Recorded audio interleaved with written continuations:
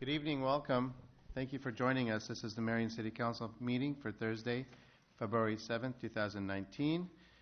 We have a special treat tonight. This is one of my favorite things. So please rise, and the police department will post the colors, and then we'll be led in the reciting the Pledge of Allegiance by the police chief. Thank you.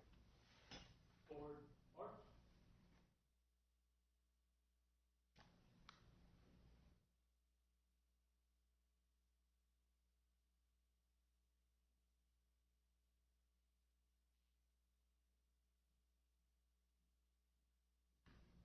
Detail.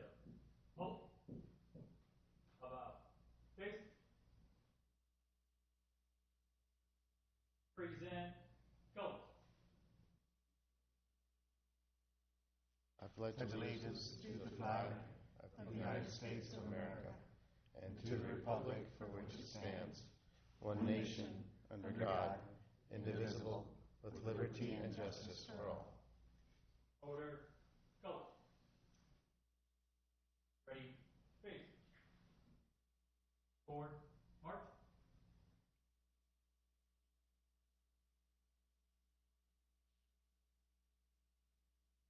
Ready. Face. Post.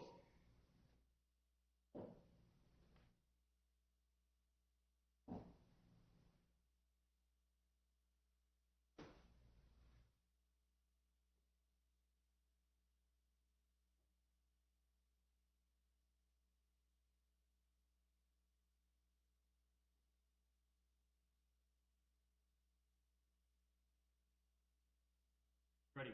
Face. Forward. March.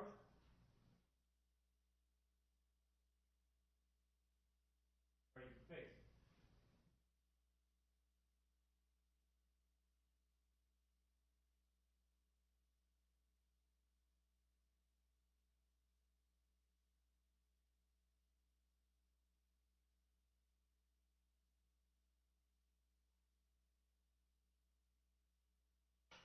Please be seated. Thank you. Roll call, please. Mr. Draper? Here. Ms. Atkins? Here. Mr. Jensen? Here. Mayor Abu Osley? Here. Mr. Sternad? Here. Mr. Brandt? Here. Ms. Gedalia? Here.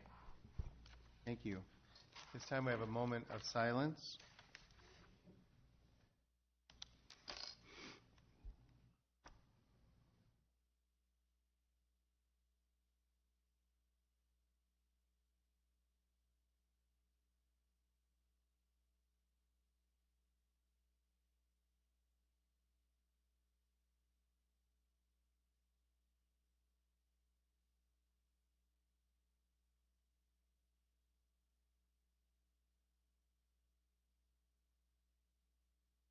Thank you. Okay, I will turn it over to the police chief. We have a couple of nice promotions. So, Chief, would you like me to come down? Or, okay. This is a really special night for a lot of reasons. When you enter into law enforcement, you do it for a reason. You do it because you care about things other than yourself. It's truly a life's dedication to become a law enforcement officer. A lot of good and a lot of bad that we see. We really can't progress through a career without the support of our family. And I know we each recognize that every single day when we come to work. And so you're going to see the families here tonight for the promotions because they're just as critical to the individuals' contributions to this city as we are. But tonight, two very special promotions for this city. Individuals that have been with Marion for over 20 years each, dedicated themselves to this community for a very long time. And this is the funnest part of my job, is to get to do this and recognize them and reward them for their hard work. So let's get started. We'll start off with promotion to Sergeant, Sergeant Corey Burning.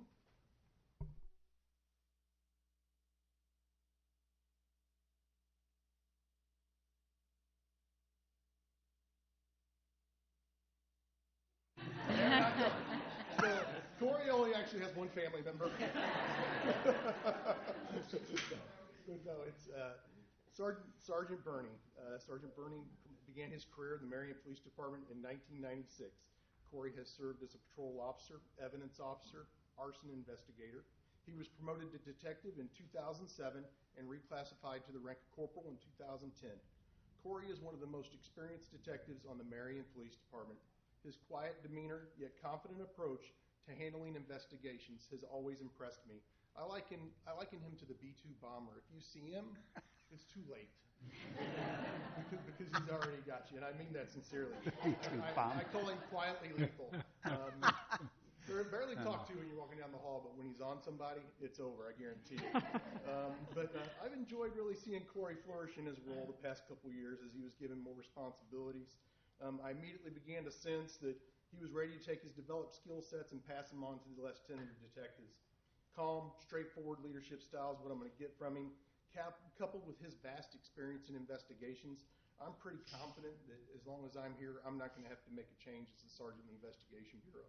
He's going to bring what he knows, he's going to pass it on to young detectives, and really be a good mentor for them for a long time. Corey's accompanied by several of his family members tonight, only one of which is actually claiming him. I would like for him to introduce them because, like I said earlier, it's the support of the families that really mean the most to us. This is my daughter, Riley. This is my son, Gavin. I love them equally. That's my wife, Tina. Okay, so this is cool. This is Sergeant Burning's sergeant's badge. I'll give it to him, and then we're going to give Riley the honor of pinning it on him for the very first time. So congratulations, Corey.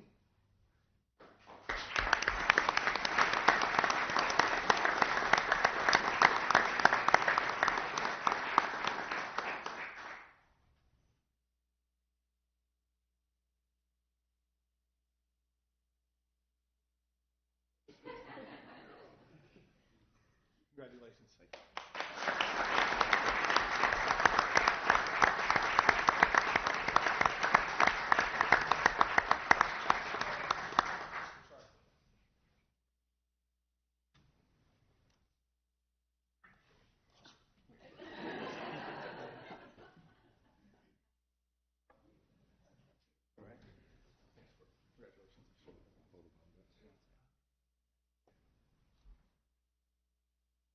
Congratulations.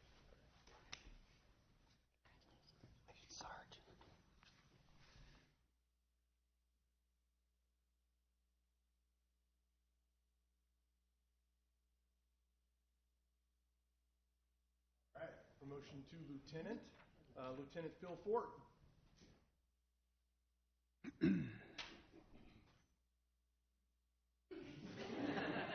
We did go over this, I promise. All right, Phil Fort. Phil Fort is a legacy police officer. Phil's father, Ron, is seated in the audience tonight. Raise your hand, Ron. I know you're not going to claim him, but he's here. He spent 36 years with the Iowa City Police Department and then also spent 12 years as the University Heights Police Chief. So that's 48 years. I didn't know you were such a quitter.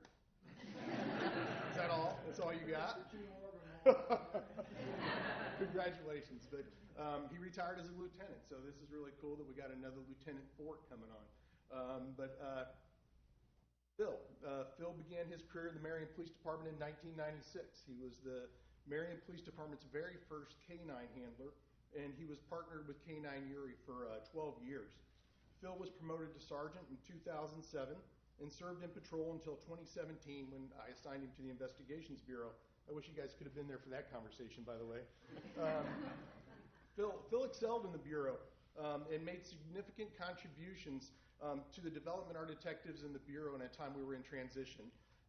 Phil has always worked hard and dedicated himself to the agency, and ever since I assumed command of the agency in late 2016, Phil has had a can-do attitude for me, been a top performer, but Phil has a natural ability to connect with his subordinates and communicate with his peers.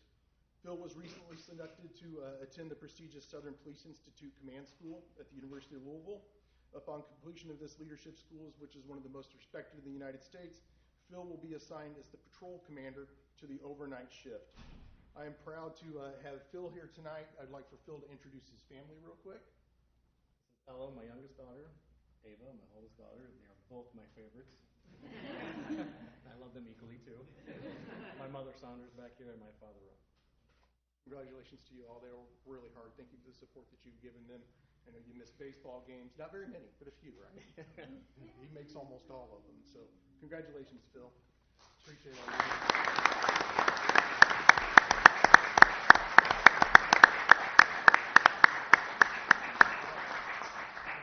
Girls 10.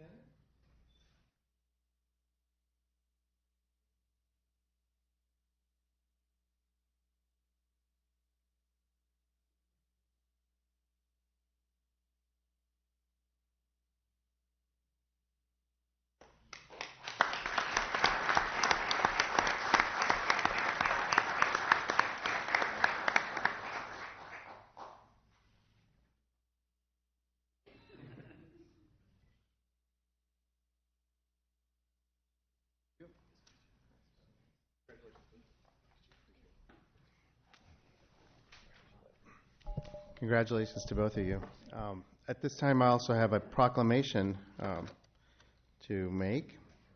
This is for Black History Month. Is Kent Jackson here? Please step forward. Kent Jackson is the Vice Chair of the Civil Rights Commission, the Marion Civil Rights Commission. Please join me over here.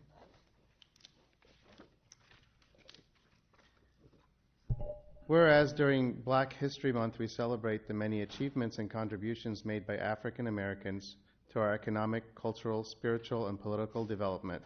And whereas Black History Month grew out of the establishment in 1926 of Negro History Week by Carter G. Woodson and the Association for the Study of African American Life and History. And whereas the 2019 national theme for the observance is Black Migrations and emphasizes the movement of people of African descent to new destinations and subsequently to new social realities. And whereas the observance of Black History Month calls our attention to the continued need to battle racism and build a society that lives up to its democratic ideals.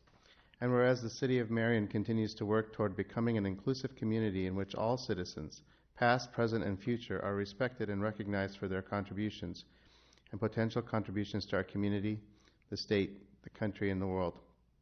And whereas the City of Marion is proud to honor the history and contributions of African Americans in our community throughout our state and nation. Now, therefore, in recognition of African Americans, past and present in our community, I, Nicholas Abu Asli, Mayor of the City of Marion, Iowa, do hereby proclaim February 2019 to be Black History Month. I encourage all citizens to celebrate our diverse heritage and culture and continue our efforts to create a world that is more just, peaceful, and prosperous for all.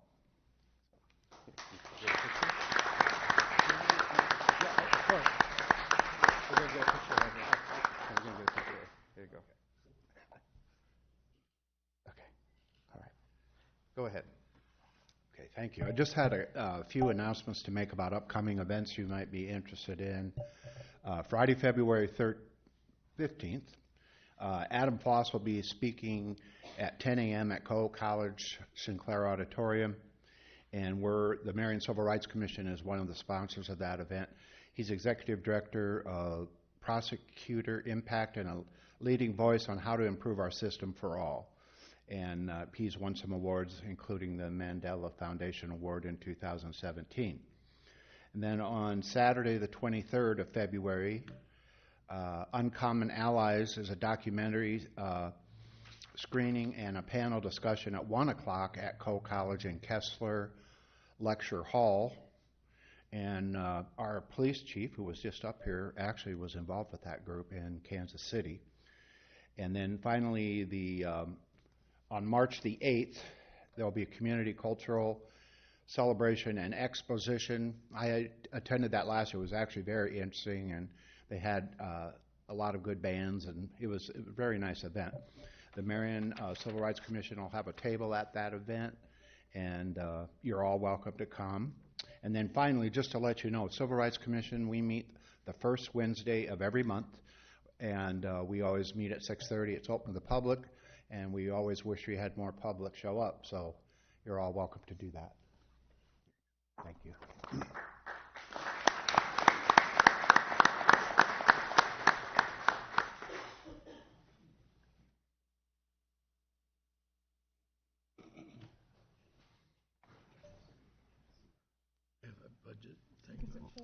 Thank you.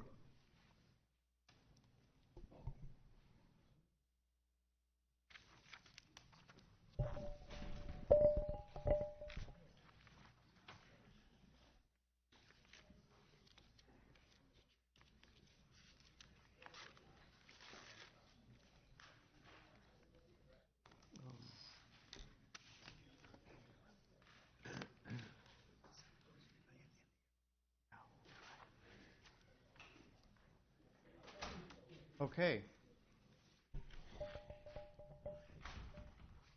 On with the agenda, we have a presentation from Brooke Prouty with Uptown Marion. Welcome. Thank you. Thank you for letting me speak tonight. I just wanted to update you on our last year's accomplishments, and that is in huge part thanks to your support, both financially and through volunteering and all of your letters of support through our accreditation process. This past year was a great year. We received a $75,000 challenge grant for the Park Place and saw its completion of 3 high-end apartments, 2 of which are already rented, and the main commercial floor is rented by some great tenants. I also wanted to let you know that we won another challenge grant in December. You guys supported that challenge grant, so thank you for that. And that is for the Owen Block, which is the former Maid-Rite space, and a couple other bays are included with that. So we hope to see that renovation start this spring when the weather starts to warm up.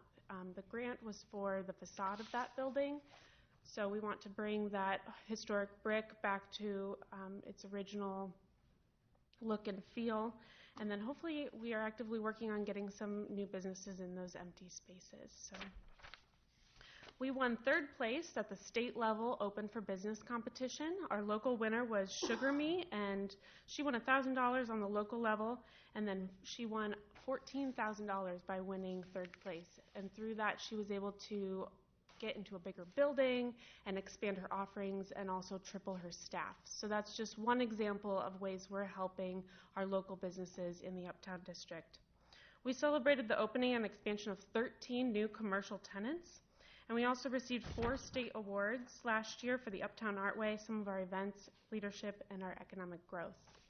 As you might remember, last year we received the $10 million Benchmark Community Award, which is given out to Main Street organizations that have reached $10 million in economic development, both by private investors for putting that into the historic buildings, but also by the acquisition of historic buildings. So anyone that purchases a building, we look at that and see that as growth and as someone that's interested in furthering that growth of our commercial core districts. Within the last week, we've learned that we've received the $20 million Benchmark Community Award within a year. So you're thinking, how did we double that within a year? So I looked into the numbers. When you start your Main Street program, they typically say you won't see investment come back into your community for 3 to 5 years. And that's what we're kind of seeing here, is that we saw slow growth of investing into our commercial core within the first 3 to 5 years, and these are within the millions. So in 2013, we saw $4.6 million worth of growth, and then in 2016, we saw 8.6. Now that jumped up in 2017 to 14.9. So we hit that $10 million benchmark pretty strong, and then this last year we hit $20.3 million worth of economic development. So that is a huge accomplishment. We projected in 2019, based on the projects that are already started in the district, so that's not including building acquisition, to be at $25.2 million. So it shows, the data shows that these programs work, that Main Street Iowa is one of the best programs in the country to support our commercial core districts and our historic districts. You have both the packet for our Main Street organization that explains who our board is, our mission and our vision, who our partners are. As you can see, the city's listed as a big partner in everything we do. I have more copies of those if you ever want to distribute those in the community to explain our organization and how we work. Also in there, we just started our 3-year investment drive. So if you know of any businesses that are interested in investing in what we do, you can pass that along. It also includes our 2018 highlights and our top priorities for 2019, what our committees and our volunteers are working on this year. Lastly, I give you an envelope that is for our Main Street Iowa Awards, which recognizes development projects and different communities across the state. All 52 Main Streets are invited. We would like you to come celebrate with us. We will be receiving 3 awards. One is our Volunteer of the Year Award, which is every community gets to nominate one volunteer to be recognized on the state level. Ours this year is Scott Swenson with the SBDC. He's been on our board for a while and is instrumental in helping our businesses start and grow. So the number of businesses he's helped within our community is amazing. That award is well deserved. We also will be receiving the $20 million Benchmark Community Award. So we'll get up on the stage hopefully with the governor for that one. She comes every year. And then there's one more award that we're not allowed to talk about. So that's confidential. It says in your packet, but you can't say anything until the night of the event. It's one of the 13 competitive awards. But I can hint that the city was very instrumental in getting that award. So thank you to Amber with the city and all the staff for helping make that happen. It's truly an awesome award, so I hope you will join us for that. Any questions? Questions? I Mr. would just Arnett. like to say, Brooke, thank you very much for everything you do, all your committees. This is a slice of the pie, so to speak, for our uptown, our community. Nothing but great things have been coming out of this. So kudos to you and everyone involved with that. So thank you. Thank you. Other questions, comments? Well, I'd like to just say as an uptowner, thank you. I would encourage everyone to join the Uptown organization in Des Moines for the awards. It was a lot of fun last year. We had a big group, and we were on stage 4 times, I think, last year, 4 or 5 times, 4 times. Yes, the governor said we should just stay up there. I believe were her words. So,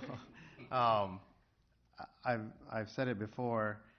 I think one of the smartest decisions that our community has made was partnering with Main Street, Iowa. It has been a great vehicle for accomplishing the vision that a lot of people had, but we just didn't know how to get it done. And this has created that vehicle to make all these things happen that are really benefiting the town. So thank you for all your work and for your board and your committees and all your volunteers. It's really made a difference. Thank you.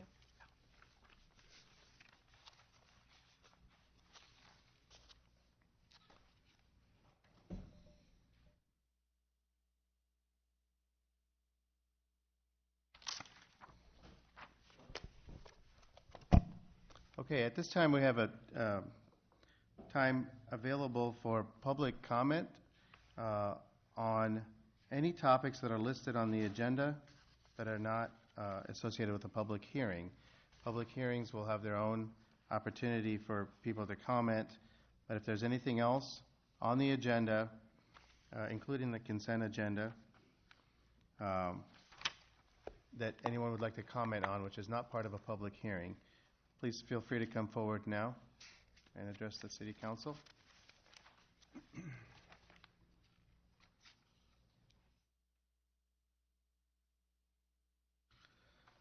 Okay, seeing that there are none, we will proceed with the consent agenda. Mr. Jensen.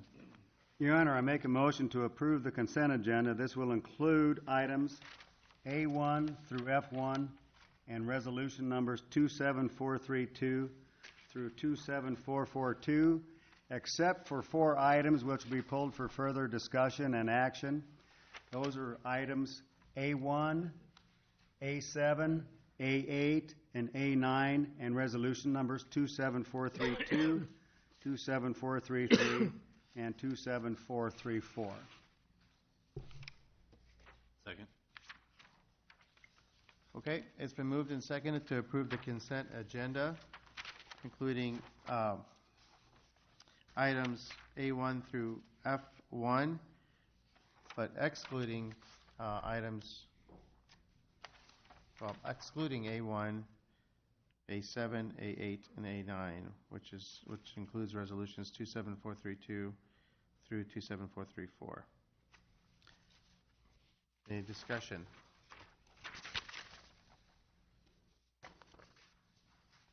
discussion is just for the ones that aren't being pulled, right? Right, this is the discussion on whether to approve the motion that has been made, which is to approve the consent agenda, excluding those 4 items, which will be discussed separately. No discussion?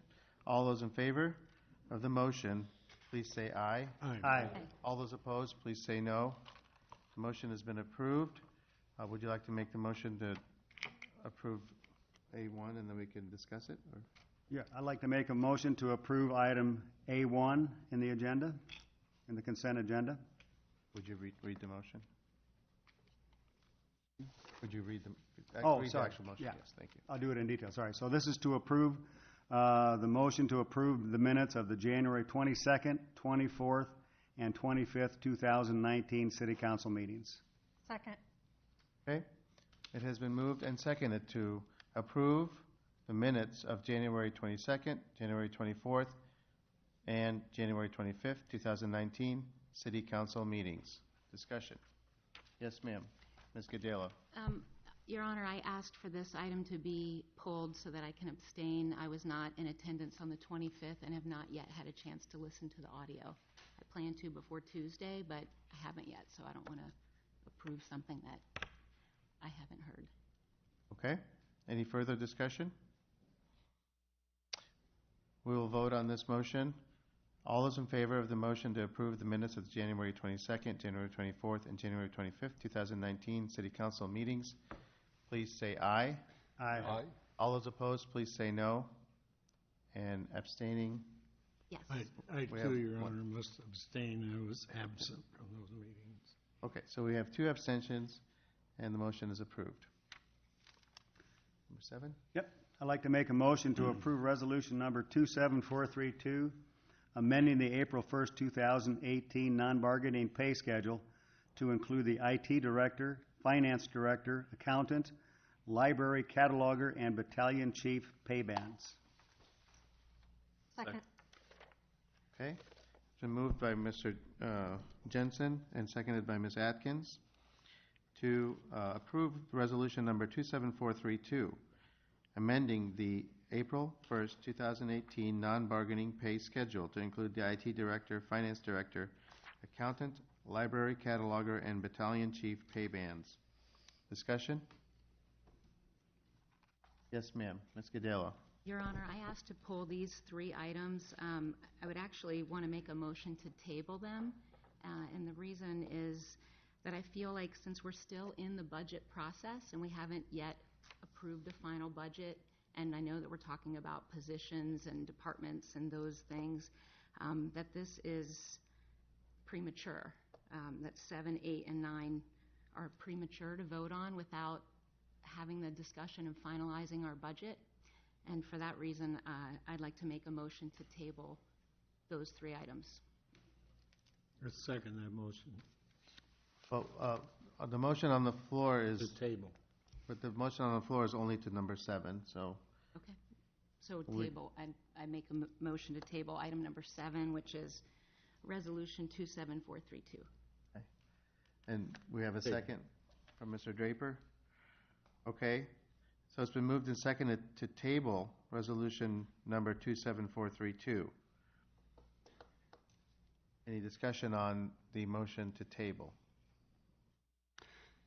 Sir? No, I am going to concur as well, too. I feel like as though we need to take a look at that whole platform as a whole, but that's not relative to this, so I apologize. Any other discussion on the motion to table? Okay. All those in favor of tabling resolution number 27432, please say aye. Aye. All those opposed, please say no. No. Okay, we have 1 no. The motion is approved. Your Honor, make a motion to approve resolution number 27433, approving the finance director employment agreement with Leanne Carey.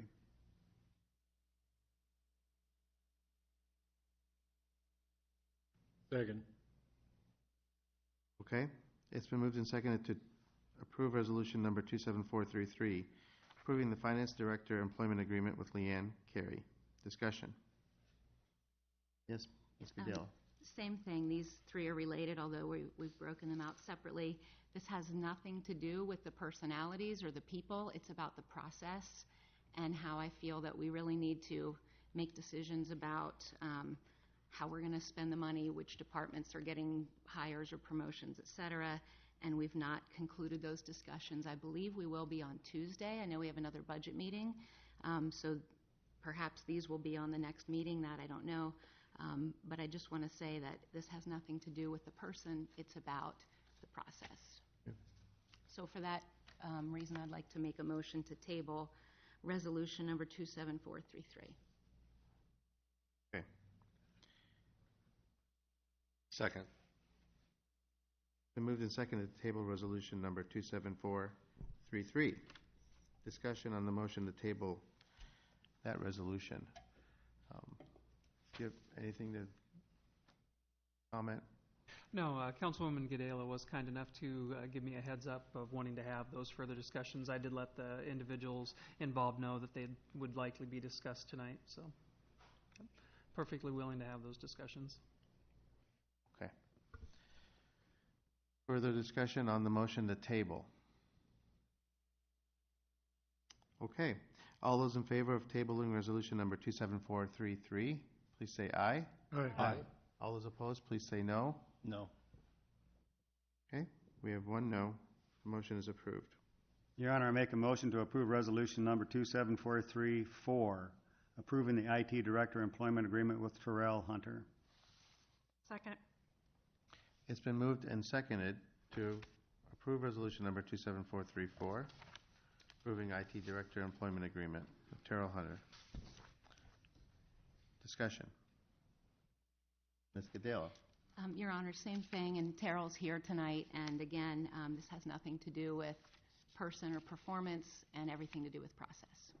For that reason, I'd like to make a motion to table resolution number 27434. Second. Okay. It's been moved and seconded to approve resolution number 27434. Discussion on the motion to table.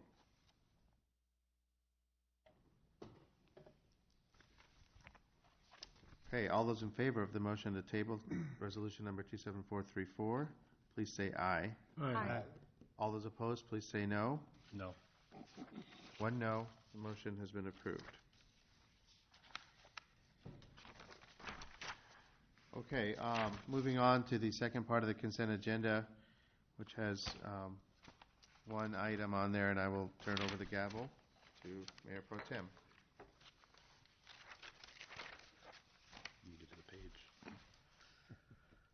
I make a motion to approve the consent agenda with Mayor Abouasley's abstention from voting and discussion as follows. It would be items, B1 or Resolution 27443, or item B1, Resolution 27443. Second.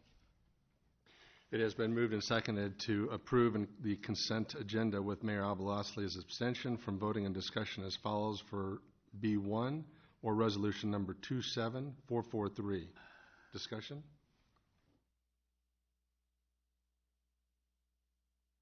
Seeing none, all those in favor say aye.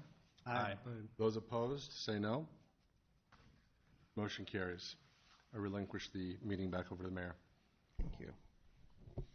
Okay, on to the regular agenda under Administrative Services.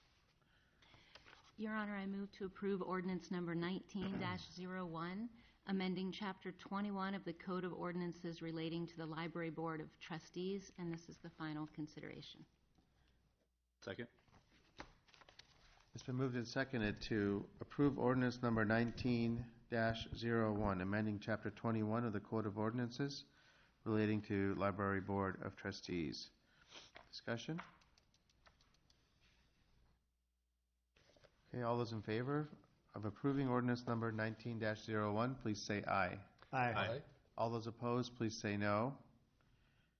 Motion is approved. Your Honor, I make a motion to approve resolution number 27444, approving a revised encroachment agreement regarding brick pavers for driveway approach and city right-of-way. Nathan J. and Amanda L. Andrews, 2680 50th Street. Second. It's been moved and seconded to approve resolution number 27444, approving a revised encroachment agreement regarding brick pavers for driveway approach in the city right-of-way at 2680 50th Street. Discussion. I have a question, Your Honor. Are those, Tom, like, or engineer, are those like some of the other houses on the street that have they're, I think, concrete formed brick pavers? That I don't know for sure. Same thing or something different?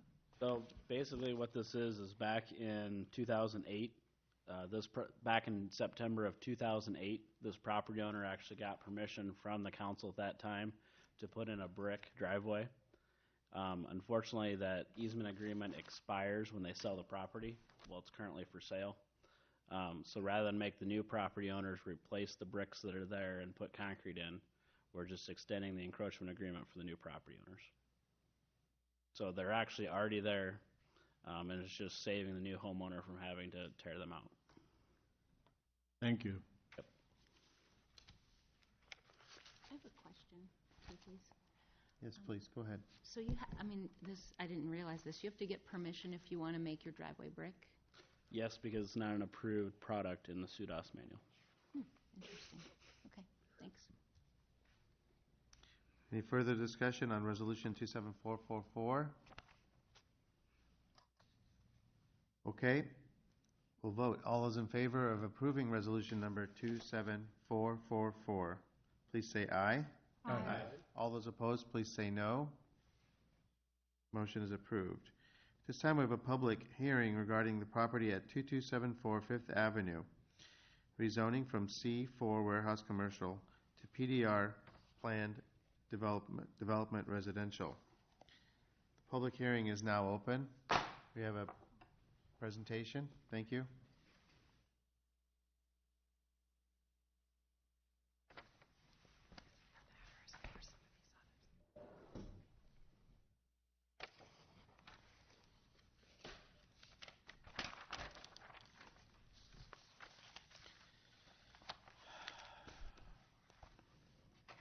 Yes, Your Honor. The public hearing tonight is regarding the rezoning of property located north of 5th Avenue, east of 22nd Street extended to 6th Avenue, or the future 6th Avenue. The area is highlighted in red. This is city-owned property recently acquired from Mr. Lacey. As you can see here, the property adjoins 5th Avenue and then will ultimately adjoin 6th Avenue to the north. As the council is aware, we own the property to the west. If you can see it kind of highlighted there, that's what will be the extension of 22nd Street to connect with 6th Avenue in the future. We acquired this larger piece some years ago from EIC, Eastern Iowa Construction Company. If you recall, there was a shingle grinding operation in that facility. When that came up for sale, understanding that we wanted 22nd Street to go through, the city did actively engage in the acquisition of that property. Further, if you'll recall, a few years back we had a request for the property in this vicinity here to be acquired by a private developer for a housing project. They were going to the state and requesting low-income housing tax credits at the time. That application was made, and the city entered into an agreement with them to proceed with that application. But that application was not accepted by the state, and so that property was never sold, and the city still owns it. At that time, we did rezone the property to planned development residential. What we've been approached with now is a different developer. It's kind of associated with the same group that applied the first time, but they've come back in. They'd like to expand that project area, and they've applied to the state, and the city council's seen and heard of the project. Again, it would be a 50-unit multifamily building, and they've requested assistance from the state in the form of low-income housing tax credits for the project area. The packet had a great deal of information regarding the project as a whole, but really the issue tonight is rezoning the property, and it's the city's property. So this is a city-initiated rezoning from the C4 zoning district to the planned development residential zoning district classification, which is consistent with the property to the west. Ultimately, as a planned development residential, there's going to be additional review processes as this goes forward. So just by rezoning it now, that doesn't mean that there won't be any further public conversation about the project itself. There is a requirement that a preliminary site development plan be brought forward and a final one prior to approval or issuance of any building permits. So this is just providing for the project to move forward in the event the tax credits are approved. Are there any questions on that? Okay. Thanks. Thanks for that. Is there anyone who is here to speak in favor of this measure?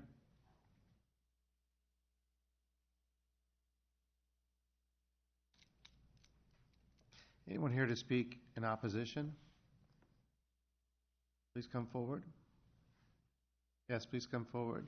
We'll ask you to state your name and your address, and also please fill out the yellow card after you're finished so that we have your... Yeah. Tom Spratt, 2261 Fifth Avenue, Marion, USA. Welcome. I've had quite of a bird's eye view of this property for the last 4 years, because I live directly across the street from the property in question. And what I've noticed over the last 4 years since EIC went out of there was a lot of the neighborhood kids take that area and use it as kind of a playground. They go over there with their wiffle ball and their plastic bat and their paper airplanes and their frisbees. And that's kind of been the local East Marion area to hang out for these kids. And it's not really a safe thing for them because it's an uneven ground, but that's what's been happening with that property. And I'll take you back to the early 50s when I grew up on Fifth Avenue. What we used to do was we'd play at the highway shed lot, which was just about 4 blocks east of there, and we'd play our pickup ball games over there. That's how I learned to turn a double play right there.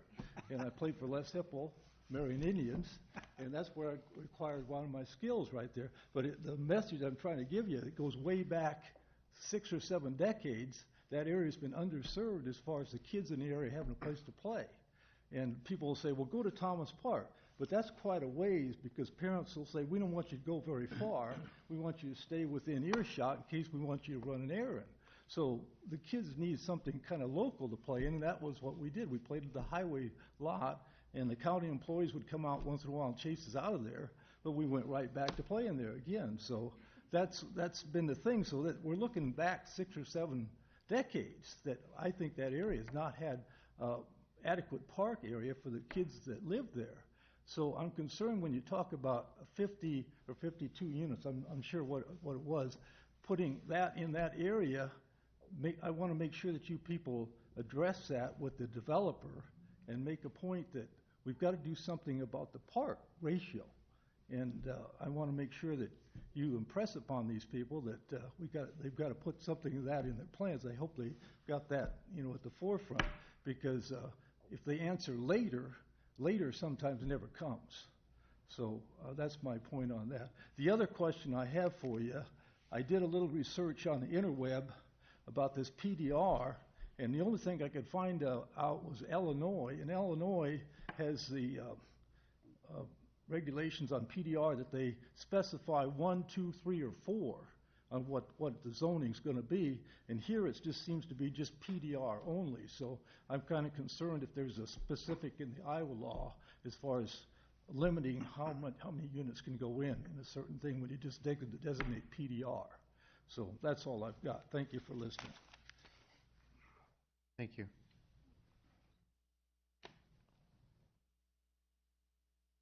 Is there anyone else here to address the council in opposition of the rezoning of this parcel? Yes, council. My name is Mike Belf. I own the property adjacent to west of the property we're talking about and along 6th Avenue, the right-of-way. All of it is zone C4. So I have a concern about spot zoning. And you've got a PDR in the middle of two, blanketed by C4 on both sides. So most municipalities have frowned on spot zoning. Also, the fact is, too, the property there hasn't been acquired, anything else, and we got the cart before the horse. And I can see things developing out of this, plus I don't think we have enough park area or anything else at this time to handle a 52 unit, which should be addressed or put in the plans for that. So that's in the green area that we should be thinking about. And that's all I have to say at this point in time. Okay. Thank you. I will remind you also, please, if you could, if you haven't filled out the yellow card, please do that for us. Thank you so much. Anyone else to address the council on this matter? The rezoning of this parcel?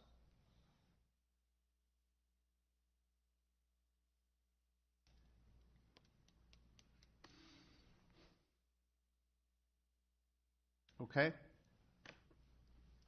I don't see anyone else. So we will close the public hearing. And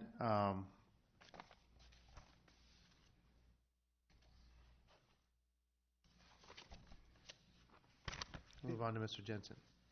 Your Honor, I make a motion to approve ordinance number 19-03, approving rezoning from C4 warehouse commercial to PDR planned development residential for property at 2274 Fifth Avenue, City of Marion. This is the initial consideration. Second. It's been moved and seconded to approve ordinance number 19-03, approving the rezoning from C4 warehouse commercial to PDR planned development residential for property at 2274 Fifth Avenue. Discussion. I would ask, besides what we heard tonight in terms of opposition or any comments at all, have you received any other correspondence or communications from residents? We've not received any other correspondence that I'm aware of. We did have a few more people at the Planning and Zoning Commission that spoke, so you could probably pull the minutes and see that there was some concerns there, but they were similar concerns that were raised this evening. And the concerns were that the change of zoning and the density that was being discussed as a part of the project. Okay. I would say that there will be, if the application for the tax credits is received, or regardless of what project would come forward in the future, the council, the planning commission would both see the details of the site plan and what would finally be approved there goes through the council. So you'll see anything once again as the project moves forward. Okay. With regard to the comment that the property has not yet been acquired? So there are portions of the property that lie north of the property, kind of the trapezoidal. Here, let me just point it.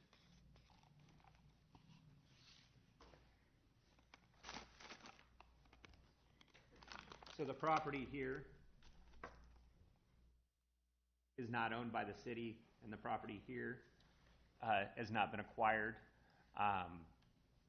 And then the city is actively pursuing the acquisition of these pieces as well as some of these pieces in this area. So there's been offers of acquisition sent to the property owner, including the individual that spoke tonight.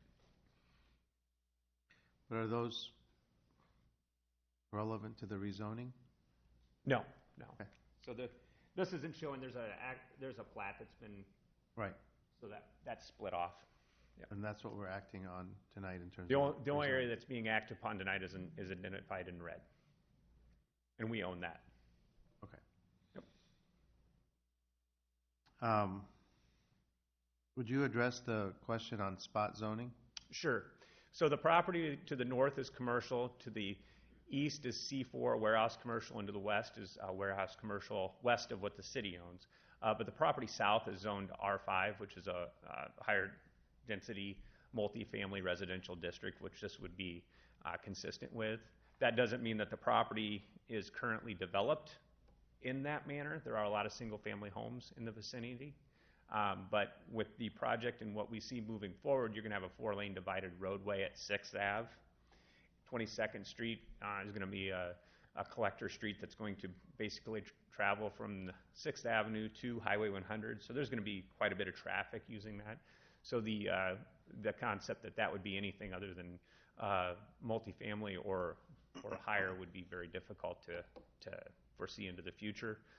And our land use plans certainly identify that corridor for a higher density and a higher, more intensive use than it's currently there. I guess that was my next question.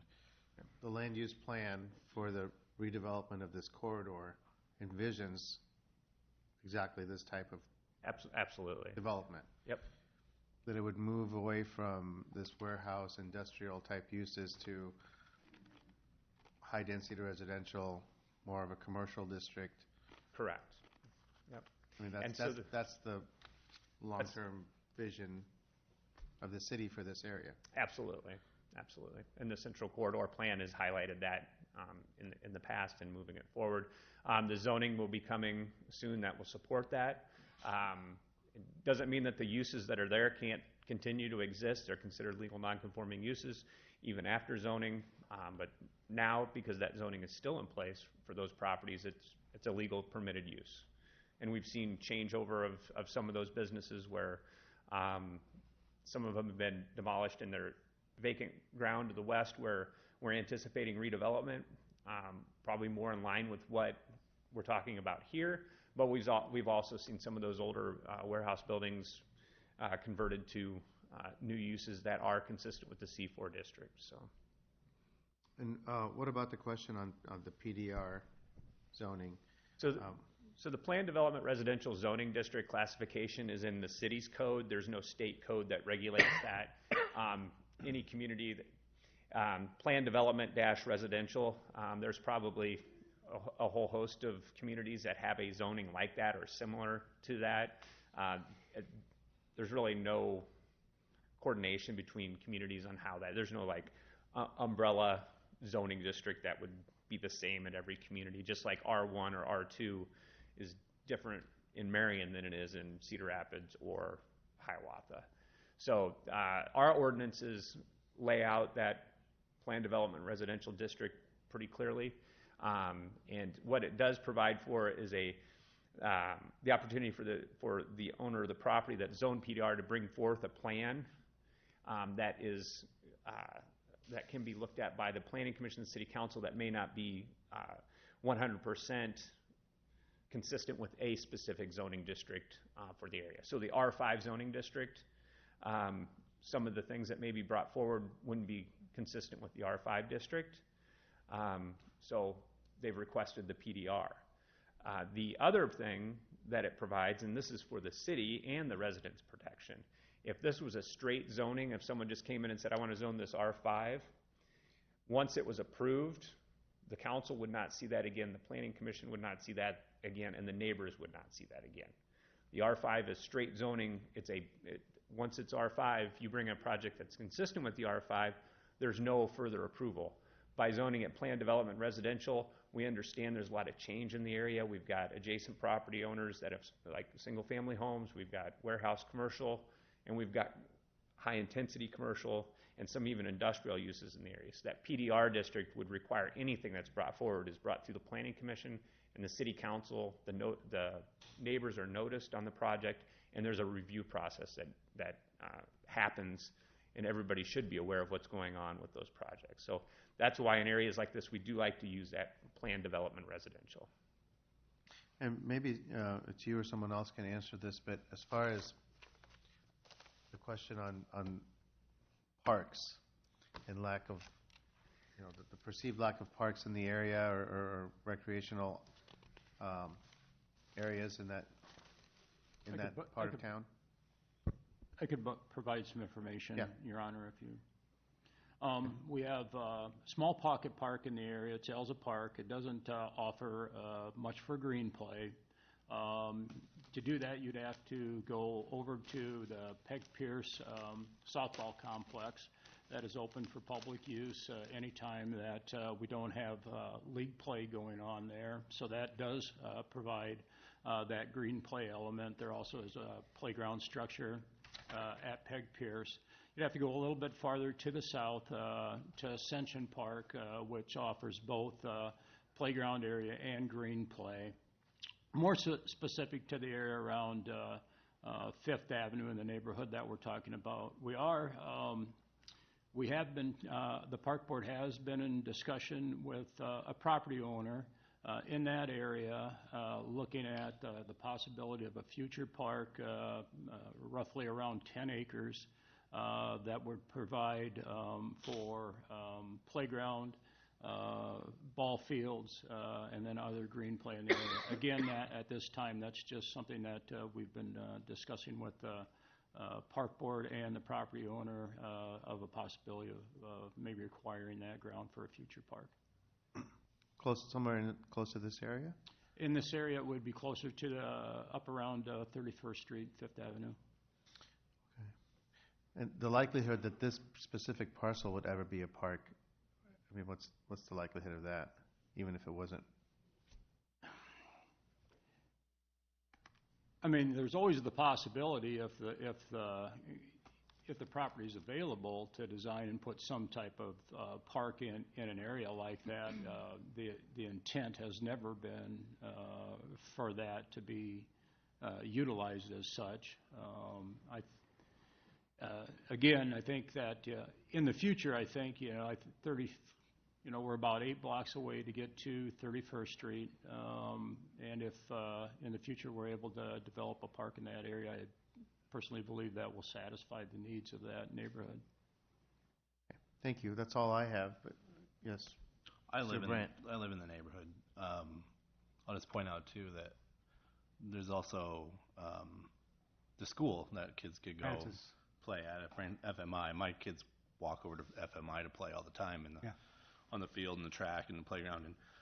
And to Mike's point too, the potential new park in the future, you'll have pretty easy access to get up there too, with the trail going to be right there, right to the north of this property along 6th. So be able to get on the trail and go all the way over to 31st. Yes, you could. And hopefully that potential park could have access to the Grantwood Trail too, potentially. I don't know if that's the case, but anyway, that's just what I wanted to throw in.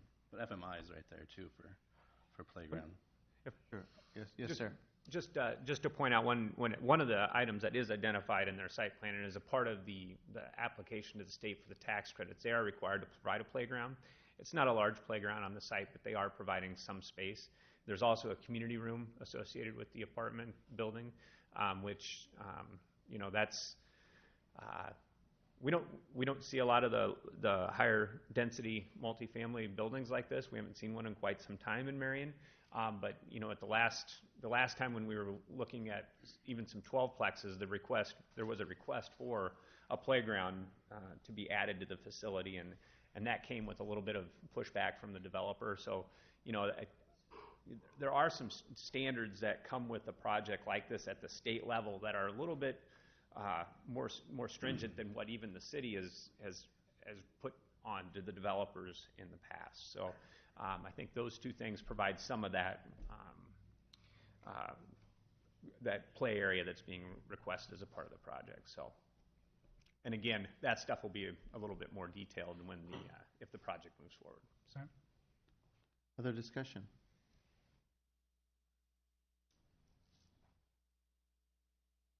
Okay. No more discussion? No more questions? All right. Then we will vote on the motion. All those in favor of approving ordinance number 19-03, approving the rezoning from C4 warehouse commercial to PDR planned development residential for city-owned property at 2274 Fifth Avenue, please signify by saying aye. Aye. All those opposed, please say no. Motion has been approved. This time we have another public hearing regarding the property south of Furnow Road and east of Crestwood Lane and Burns Drive for the amendment of the future land use plan, land use map of the Marion Comprehensive Plan from single-family detached residential to single-family attached and multifamily residential, and rezoning from R2 medium-density single-family residential to PDR planned development residential. The public hearing is now open. You have I know we've been through this, but if you have a presentation for us for the purposes of people here, it'd be great.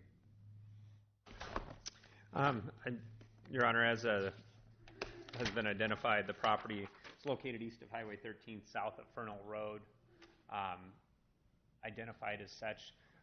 Prairie Hill Drive runs through this vicinity. So most of this area that's highlighted in red isn't currently developed. So if you drive out east of 13 and you drive, you're going to just kind of run into the fields that exist. So this is a planned development residential property. So these are the types of drawings you would see associated with the project that we just spoke of. So you're going to see the details as we move forward.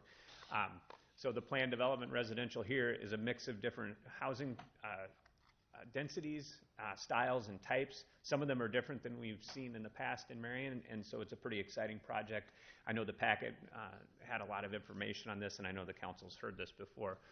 If there's anybody in the audience during the public hearing, if they want more of that information, I'd be happy to walk through it, but unless there's a desire for the council to hear more of the details on that, I would refrain. But really, it's a 288-unit development. It's quite a few housing units in one project. It has some of the larger 12-plex stacked units. It's got some townhomes, some rear alley-loaded buildings, and also just some standard single-family residential homes. So it's an exciting project. And if there's any questions, I can kind of walk through those if there's a desire. Okay. Is there anyone here to speak in favor of this project, this measure?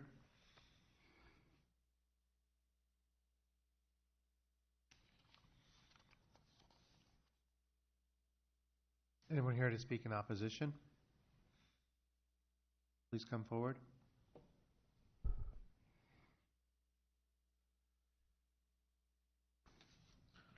Okay. Public hearing is closed. Mayor Pro Tem? Yes, Your Honor. I move to approve resolution number 27445, an amendment to the future land use map of the Marion Comprehensive Plan from single-family detached residential to single-family attached and multifamily residential for property south of Fernal Road and east of Crestwood Lane and Burns Drive. This will be the Curtis J. Cope Family Trust, Cope Agriculture Investments, LLC. Second. Second. Second. Okay, it's been moved by Mayor Pro Tem Sternad and seconded by Councilman Brandt to approve resolution number 27445, approving an amendment to the future land use map of the Marion Comprehensive Plan for single-family detached residential to single-family attached and multifamily residential for the property south of Fernal Road, east of Crestwood Lane and Burns Drive. Discussion.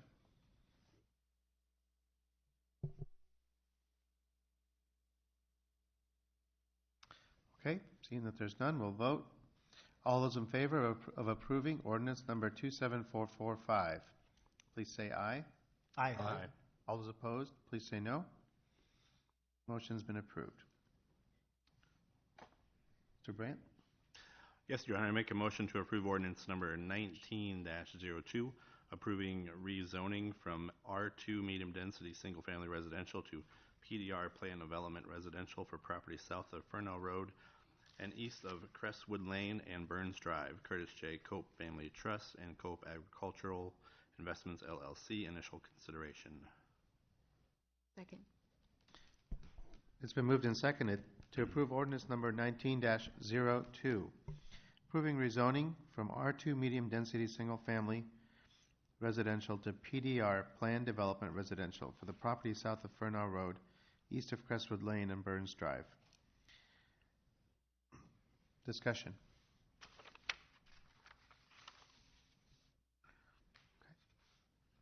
Okay. None? All those in favor of approving ordinance number 19-02, please say aye. Aye. All those opposed, please say no. Motion is approved. Councilwoman Gadela? I'm going to actually do this one. Okay. Make a motion to suspend the rules and place ordinance number 19-02 on the agenda for the second and final reading, and to adopt ordinance number 19-02. Second? It's been moved and seconded to approve ordinance, moved and seconded to suspend the rules and place ordinance 19-02 on the agenda for the second and final reading, and to adopt ordinance number 19-02. So this is a motion for the final adoption of that ordinance. Yes, I think an explanation is probably in order here as to. Absolutely. Yeah. So as the council's aware, we generally don't like to waive 2 readings of any ordinance. There have been 3 readings of the ordinance. We just had to start the public hearing notification over again in working with the times. We had submitted the notice for publication, but it was not published in the Times, so it was not legally noticed the first time we held the public hearing. But we did do a card notice to all the residents in the area at that time. At that meeting, no one came to the meeting and spoke, and I believe we held the 2 readings at that point, and no one spoke at either one of those readings or after the first public hearing. So this is actually we've redone the public hearing. So the ordinance has actually been read the 3 times as we move it through the council agenda tonight. This is actually the 3rd reading of the ordinance? Correct. Yep. And the only difference was that it was not published the first time? Correct. But all the residents in the area have received notices twice now? They received notice on the first publication. When it was published, when it was not published in the paper, it was noticed to the neighborhood. So. And have we received any further communications or comments or? No, we have not. Okay. Discussion. Everybody looks at me.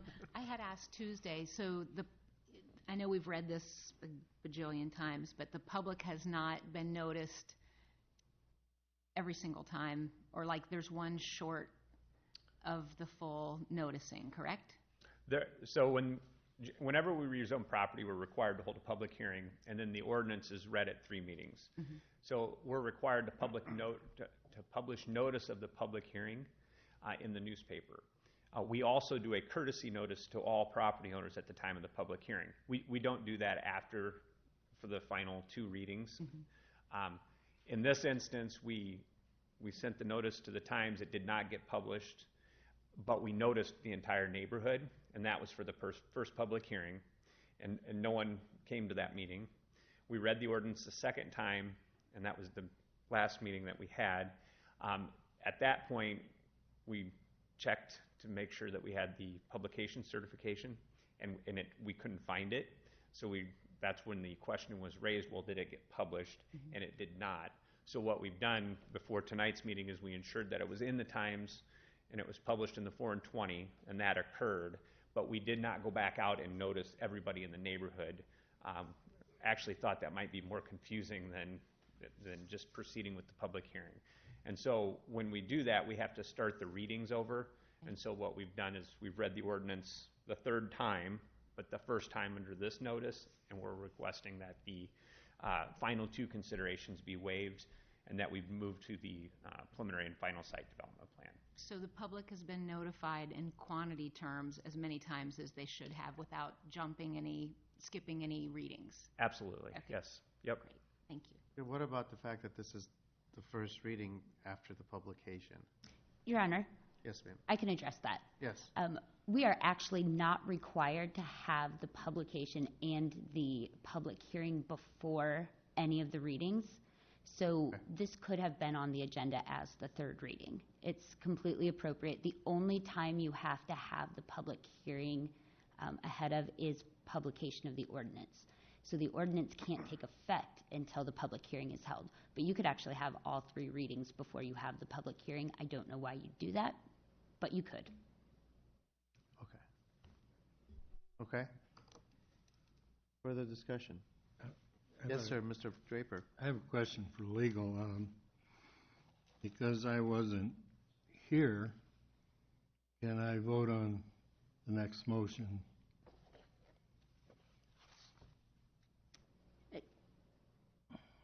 Yes, this would be, you can vote on the motion to waive. Is that what you're asking? Okay, thank you.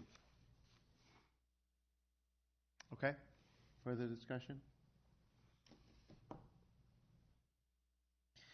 Okay, we'll vote. All those in favor of suspending the rules and moving to the final adoption of ordinance number 19-02, please signify by saying aye. Aye. Aye. All those opposed, please say no. Motion is approved. Your Honor, I make a motion to approve resolution number 27446, approving a preliminary site development plan for Rockwood Estates for property south of Furnow Road and east of Crestwood Lane and Burns Drive. Rockwood Estates LLC. We have an eager second. An eager second over here. Yes. Good. It's been moved and seconded to approve resolution number 27446, approving a preliminary site development plan for Rockwood Estates for the property south of Furnow Road and east of Crestwood Lane and Burns Drive. Discussion. Sir. Oh, I was just breathing. Okay. Sorry. You sounded like you wanted to make a comment. I'm sorry. All right. Other discussion? Okay. All those in favor of approving resolution number 27446, please say aye. Aye. All those opposed, please say no. Motion is approved. Your Honor, I make a motion to approve resolution number 27447, approving a preliminary plat for Rockwood Estates for property south of Furnow Road and east of Crestwood Lane and Burns Drive, and this is Rookwood Estates LLC. Second. Okay. It's been moved by Mr. Jensen, seconded by Ms. Atkins, to approve resolution number 27447, approving preliminary plat for Rockwood Estates for property south of Furnow Road and east of Crestwood Lane and Burns Drive. Discussion?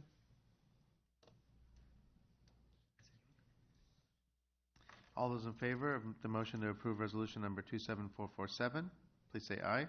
Aye. All those opposed, please say no. Motion is approved. At this time, I will turn over the gavel to the Mayor Pro Tem.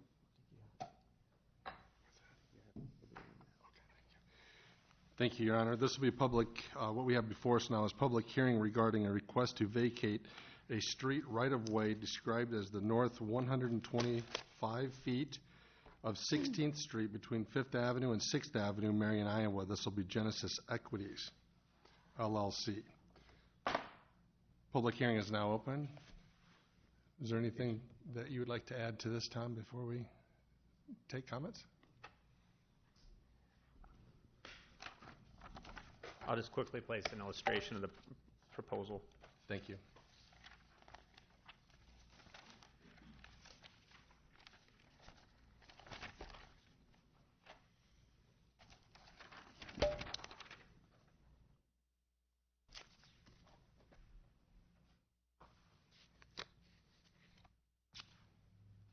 So the property under consideration for vacation is identified in red here. It's south of 6th Avenue, north of 5th.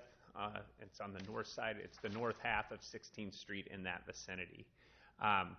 The reason for the vacation, it's been requested by the owners to the east, which would be Abode or Genesis. I'm not sure which one, but they're both the same as far as I know.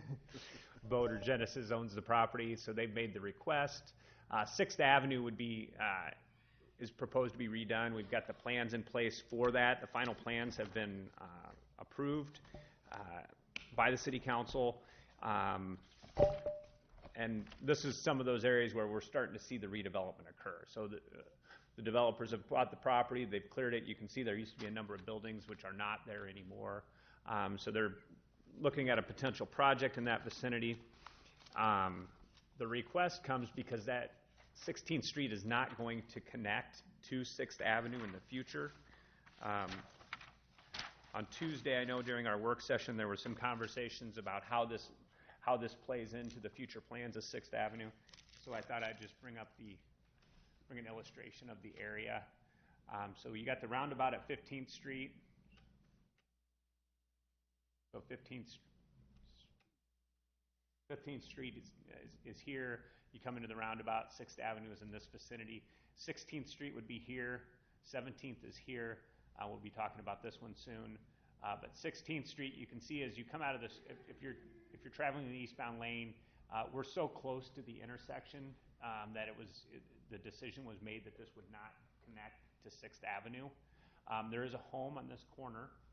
They have the ability they have the first right of refusal to acquire the second half or the west half of this street. In the event they don't want to acquire it, then the owner of the property or the property owner to the east has the ability to acquire the full amount per city policy. You can see there is a garage that accesses 6th Avenue currently, and there will be a curb cut provided for them with the construction of the roadway. And these plans are finalized, and they're a part of the project that is underway. So, they kind of shut down the project in the fall, going east-west, but clearly 15th Street goes through the roundabout and goes north-south. So these improvements will be made in the spring, and they go to 19th Street, or just short of 19th Street over in this vicinity. So the request is coming in now. It's hard to imagine it unless you look at the plans that are going to be implemented in the spring. So as that moves forward, that street's going to be shut off anyway. So the way that the vacation would work, it would be vacated. There's not a sale on this piece at this point. There's still some conversations with property owners in the vicinity that we would retain a right-of-way easement and utility easement over the property until such time as the new road is constructed and no access is any longer provided. So, any questions on that? I ran through it kind of fast, but. No, I think that overlay is very beneficial. I think going forward, it's a nice reminder as to what this build-out completely looks like, so that everybody can have a fresh reminder as to what it looks like going forward. At this time, we'll entertain anybody who would like to address the council in favor of this item in front of us. Please come forward.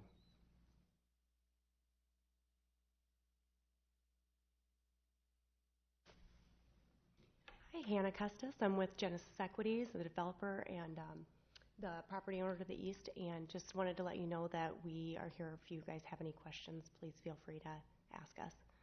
We're obviously in support of this, and the purpose of asking for it is so that we can better work towards a redevelopment plan of the overall properties that we own there that would be more consistent with the land use plan for the Uptown Corridor redevelopment.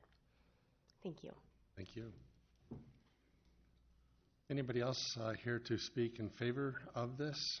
Would like to address the City Council?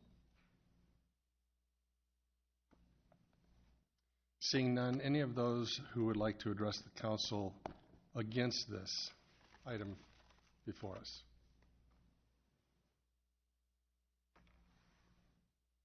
Seeing none, the public hearing is now closed. Your Honor, I make a motion to approve resolution number 27448, approving a street right-of-way vacation of the north 125 feet of 16th Street between 5th and 6th Avenue, Marion, Iowa, Genesis Equity, LLC.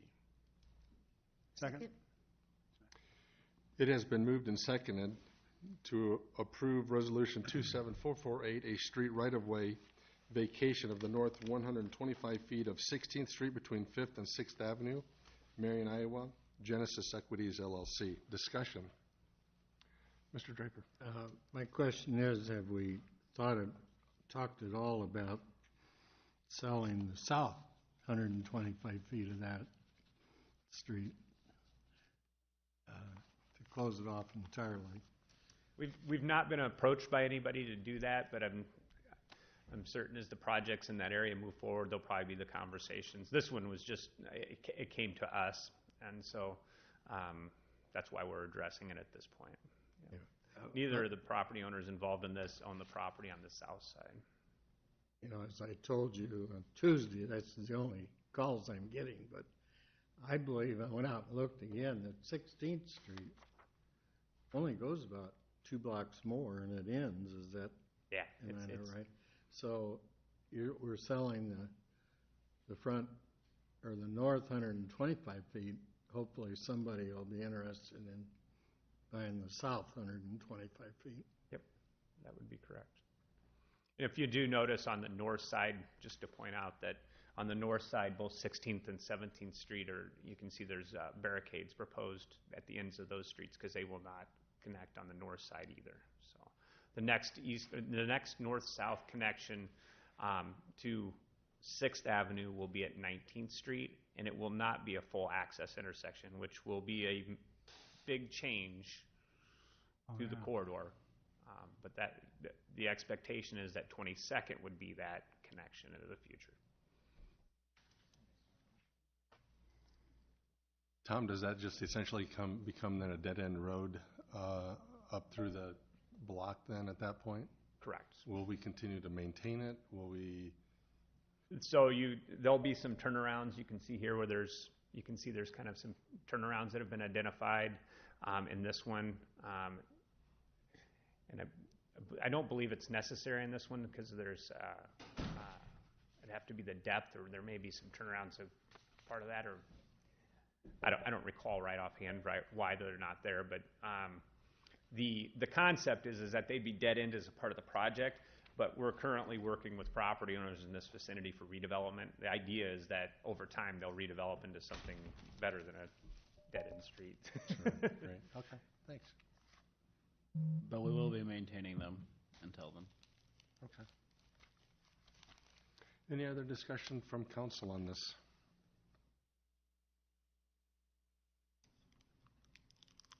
Seeing none, we'll go ahead and vote. All those in favor? We'll close the public hearing. We're still in the Oh, public I apologize. Okay. I thought I closed it. No, I read Yeah, we've read. number 10. We're on number 10. We're, Oh, sorry. We're on track. That's okay. I was one ahead. All those in favor of resolution number 27448, say aye. Aye. All opposed, same. Sorry. Motion passes. No, that's okay. Thanks. Oh, and I'm sorry, we have one abstention. Please note, Mayor. At this time, we have another public hearing. This is going to be regarding a request to vacate and sell a straight right-of-way described as the north 160 feet of 17th Street between 5th Avenue and 6th Avenue, Marion, Iowa. This will be Genesis Equities. Public hearing is now open. Quick summary on this one again, Mr. Trahan.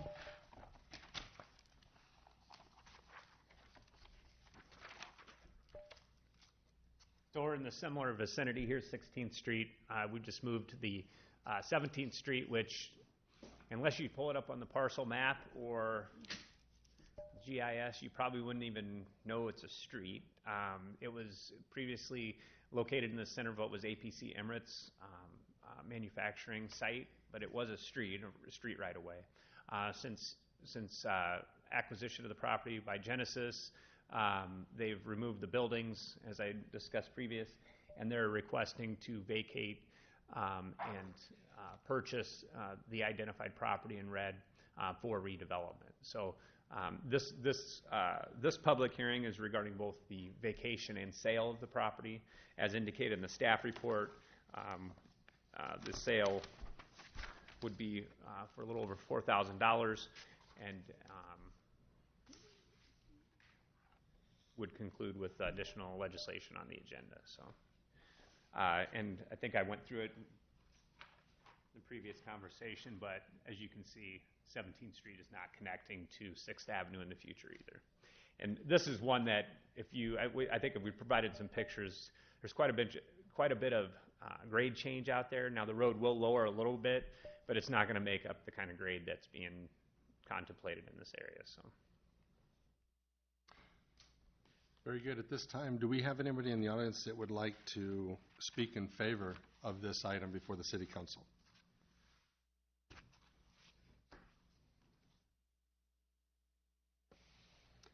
Seeing none, do we have anybody who would like to speak against this item before City Council? Seeing none, I will close the public hearing. Your Honor, I'd like to make a motion to approve resolution number 27449, approving the vacation and disposition of a street right-of-way of the north 160 feet of 17th Street between 5th and 6th Avenue, Marion, Iowa, Genesis Equities, LLC. Second. It has been moved and seconded to approve Resolution 27449, the vacation and disposition of a street right-of-way of the north 160 feet of 17th Street between 5th and 6th Avenue, Marion, Iowa, Genesis Equities, LLC. Discussion? Yes, sir, Mr. Jensen. Just a curiosity question. Why is the request for 160 feet of this alley, or this street, and 16th Street is 125? To give you some context on that, I don't know if this is the same. There it is, right there. Yeah. So on this one here, we also own this property as well. And so that basically just kind of squares up to the pieces of property. You're here that squaring, we own. okay, I see what you're Yeah, doing. so we're just kind of squaring that up.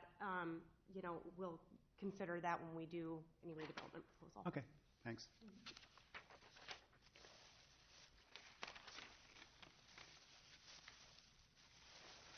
Any other discussion from the City Council?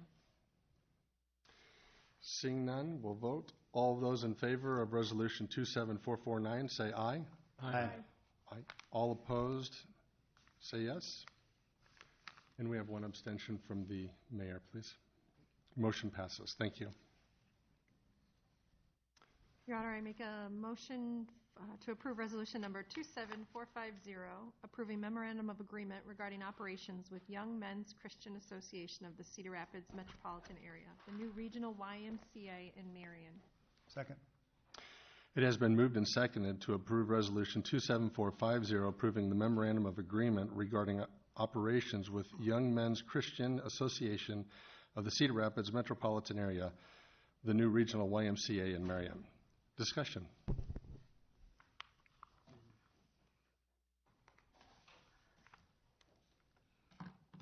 Seeing none, all those in favor say aye. Aye. All opposed, say yes. Motion passes, and please note we have one abstention from the mayor. Your Honor, make a motion to approve resolution number 27451, approving additional capital contribution of $800,000 to the Young Men's Christian Association of Cedar Rapids metropolitan area with total contribution payable as lump sum in fiscal year 2020, and this is the new regional YMCA in Marion. Second. It has been moved and seconded to approve Resolution 27451, approving additional capital contribution of $800,000 to the Young Men's Christian Association of the Cedar Rapids metropolitan area with total contribution payable as a lump sum in fiscal year 2020, the new regional YMCA in Marion. Discussion.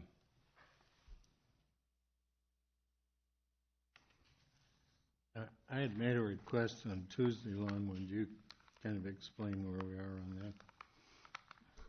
Certainly. Councilman Draper had asked that a piece be added to the agreement stipulating that the YMCA, that this was the last time they were going to come back and ask for money from the city for the project. And so they did add a piece to line item number 1 stating that they would not ask for future capital contributions on this project. It was restricted to this project because there's nothing to say that 15 years from now, if they want to do a major addition, and we've still got a good partnership with them, that the city may choose to contribute to it at that point. But this would be the last ask on this one. Thank you. I was thinking this project of what's going on now, not 15 years from now. And I didn't want to come up a month before it was to open and say we need $20,000 for chlorine for the swimming pool. That's what I was trying to avoid. We're not a piggy bank. I think we've done very well. I'm in favor of the Y. I think it's good for our community. And it's been a very tough decision for me because as I said Tuesday, felt all along we should have built onto the other one, and had a lot of calls and a lot of people, and I've talked to some of the council that and convinced me that it's the right thing for our town. So that's where I am on the thing. Thank you. Yes, thank you. Mr. Jensen. I think if you look at this project, this is a project that the Y and the city have been talking about for several years. The citizens voted a fitness center as one of the top items in Imagine 8. If the city were ever to build their own facility by themselves, it would have cost more than the $6.5 million or additional $800,000, $7.3 million that the city will have invested in it. And the city most likely would also have annual operating expenses. If the Y were to build this facility by themselves, they would not be able to build the same type of facility that is being designed today. So the Y and the city have worked well together to provide the citizens of Marion with a very first-class facility that will be proud to be showcased in our community. A previous city council was bold enough to approve $6.5 million for this project. I believe it is appropriate for this city council to approve an additional $800,000 to allow this facility to get dirt moving.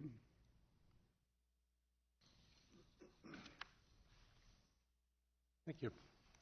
Any other comments? I would like to add a couple of comments myself from a personal note.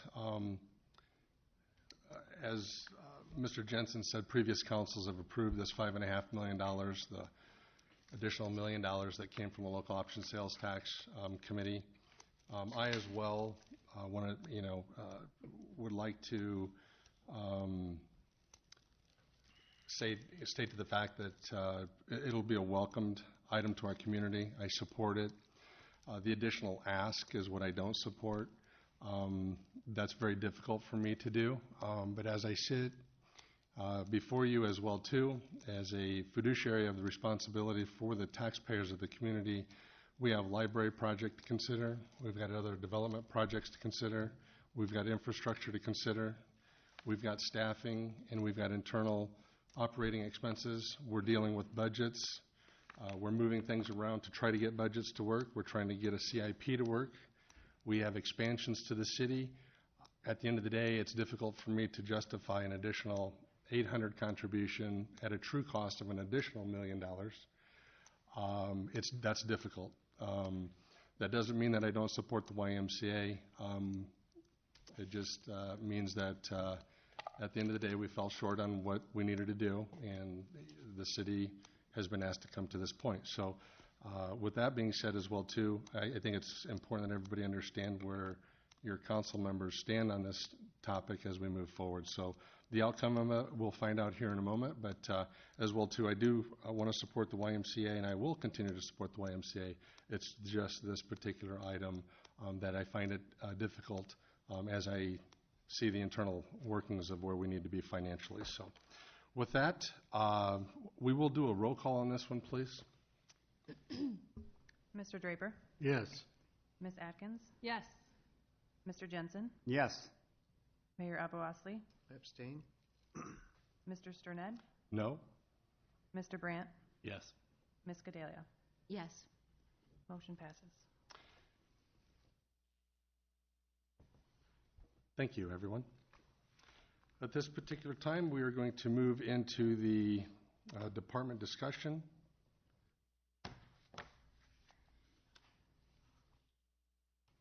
And I will turn this over then to the city manager, please. All right.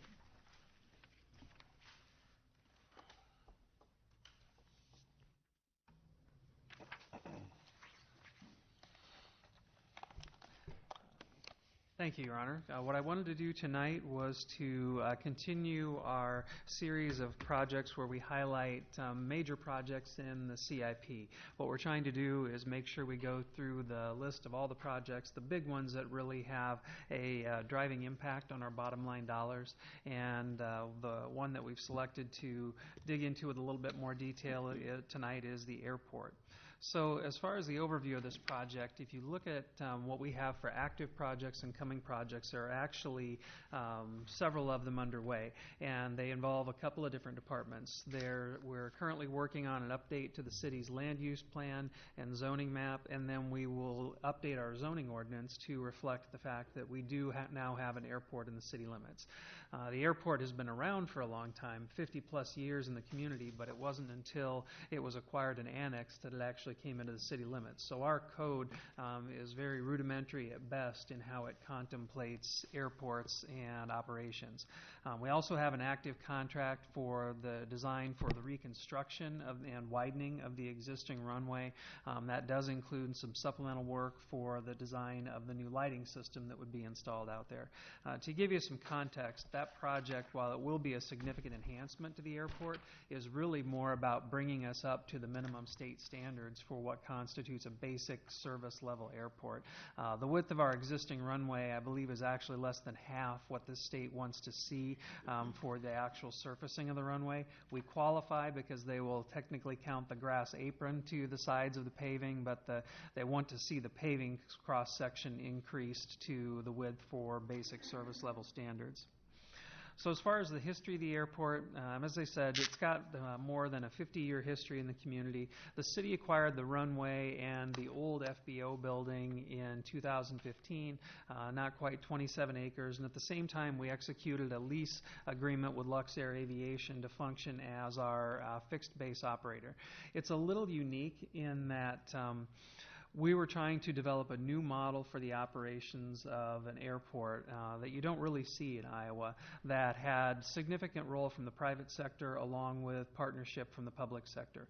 Normally, a typical municipal airport, say Monticello for example, is fully owned by the city. The city has all the responsibility for maintenance, insurance, operations. They'll typically contract with a private company to do those on their behalf, but they're also in what's called the NIPIA system, where they receive federal funding from the federal aviation fuel tax. That, coupled with funding from the state, usually means that airports are very, very heavily subsidized as far as their physical improvements go. Ours does not have that.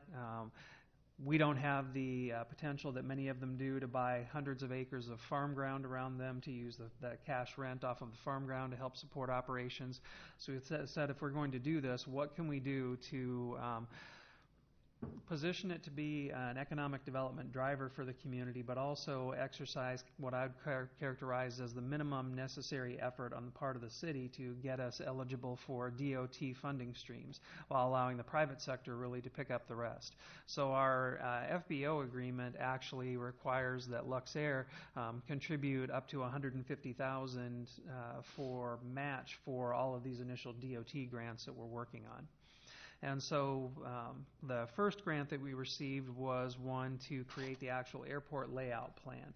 That's the document that, if you think of it in terms, it's like the mini comprehensive plan for the airport. It lays out what we would expect to see out there over the next couple of decades. In an ideal world, assuming that the business case can be made for all those series of improvements for the construction of the facility. And then we received additional grant funding for the active projects, the land use plan update, design for the runway, and then we applied for and received and were recommended for funding for grants for the resurfacing and widening of the runway. So there's kind of the property around the area. This map doesn't show it yet, but as we had hoped when the airport was acquired, we are starting to see development on the other side. That would be, when you've heard me refer to the Aircom Park, there's 80 plus acres to the east of the airport that are currently in planning stages for additional development. So we'll have commercial development on the other side.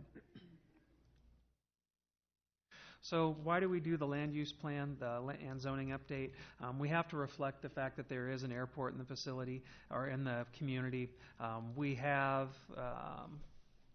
obligations to be able to protect the areas around the airport to ensure that the runways can continue to be used and that it has the ability, as we make future investments, to continue to be used as an airport. We also want to make sure that we are maintaining it as it is an existing city-owned land and runway, and we want to make sure that not only do we support the existing business that's out there, but we want to be able to build that business.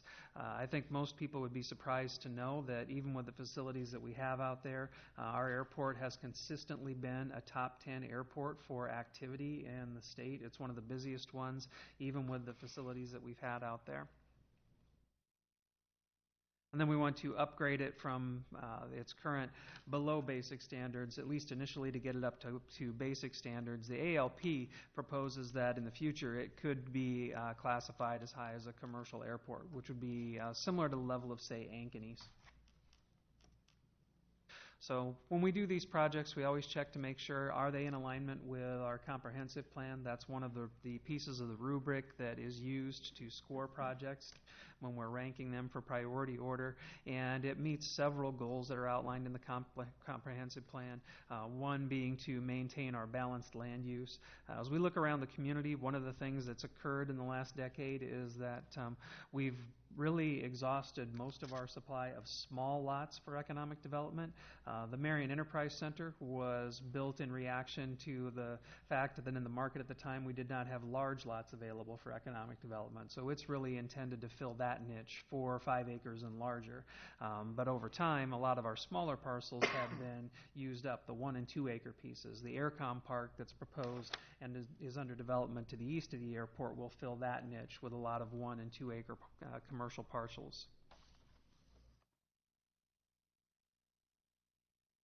And then, of course, Marion has as a goal to make sure that we sustain the economic vitality of the community. That's one of the goals that I think every successive council has laid at my feet, is to make sure that we continue to work on economic development in the community and seek to develop a better balance between the different components of the community's tax base, to try to bring the residential and commercial side up to where it's more in balance with the residential.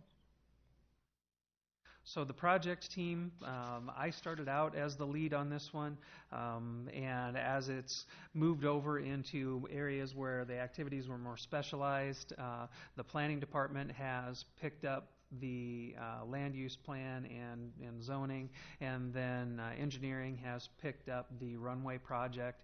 After we get the planning adopted and we really move from all of the early stages into the execution of projects that are contemplated in the ALP, the home of the airport will be primarily the engineering department.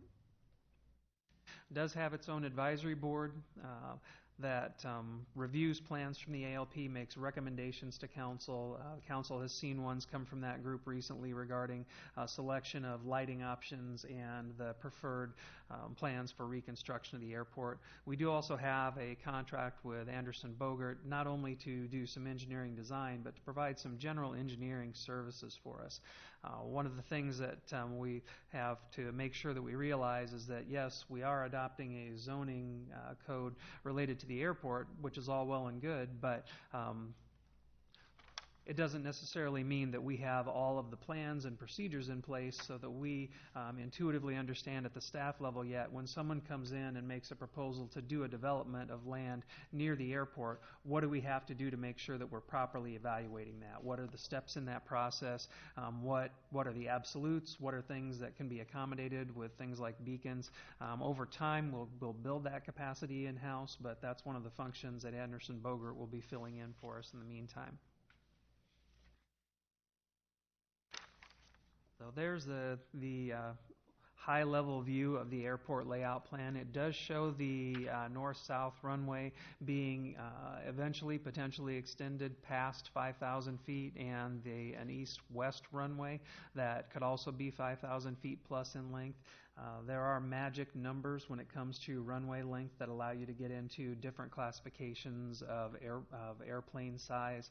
There's 2 functions to it. One is runway length, but then there's also runway width. A third one that's also important is the carrying capacity of the runway. That's part of the design and the construction. So, if everything went according to the textbook, the money was available, the business case was there for the city to continue to make investments in the airport, this is ultimately what it could look like 20 plus years from now. This is a little more focused picture of it that shows the layout of the area more near the runway.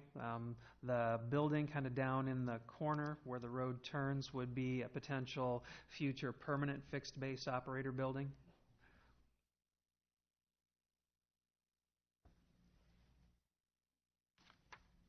And this one I know is tough to read because it's got the land contours on behind it, but this indicates the areas around the airport where the ends of the runway have to be taken into account for future development.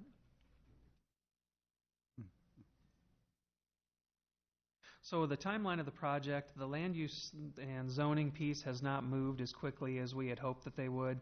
When we first did our selection for a firm to complete that for us, selection was made, and we started working with them and started moving down the road of getting a contract in place, and then they informed us that they were not going to be able to do our project. So we had to kind of retool, go back, reevaluate the pool of candidates, selected Housel Levine to complete that, and they have gone through, developed several different drafts of the proposed zoning ordinance for staff review.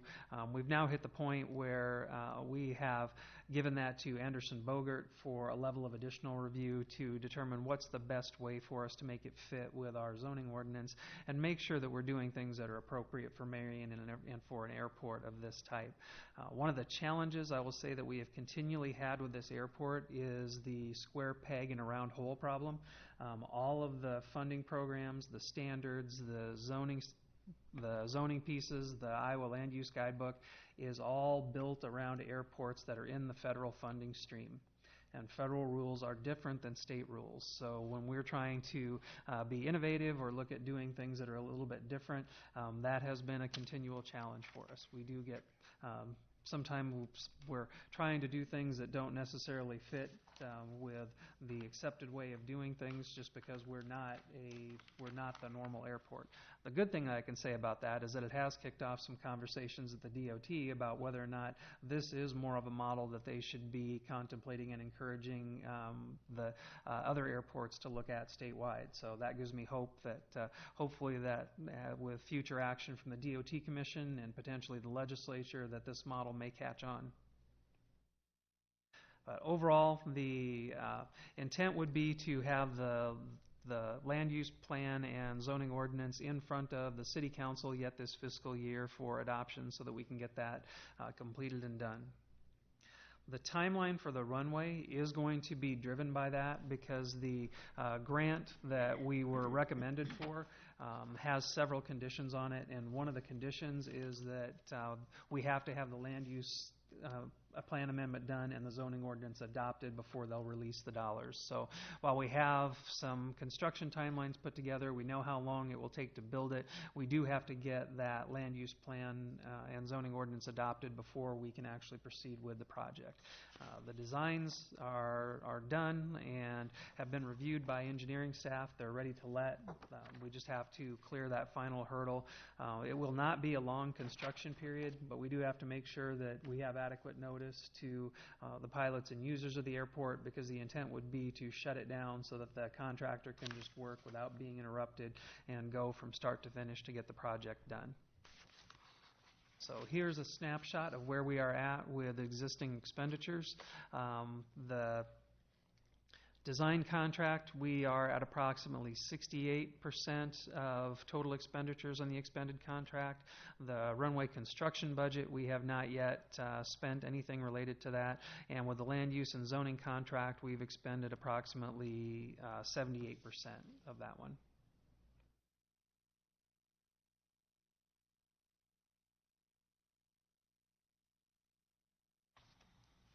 So how will we communicate this out as we continue to bring the projects forward? For the land use and zoning, that's still held by the planning department, so you'll hear updates on that from planning. It has to go through planning and zoning commission, and then it would come to city council, and then with the construction of the runway. As with any engineering project, the city council would see the plans, you would approve the selection of the contractor after the project is bid, and then it would move forward as we would with any other road construction project. I did want to touch a little bit on the financing of this one because it is somewhat unique. What we're intending to do is to capture part of the new taxes that are generated from the properties around the airport that are benefiting from it, and we will use those in the form of tax increment financing to fund the improvements to the airport. We have several projects that are already completed to the west of the airport that we would draw on, and then as projects continue to develop in the new Aircom Park to the east, we would start to draw on some of the new taxes being created by those.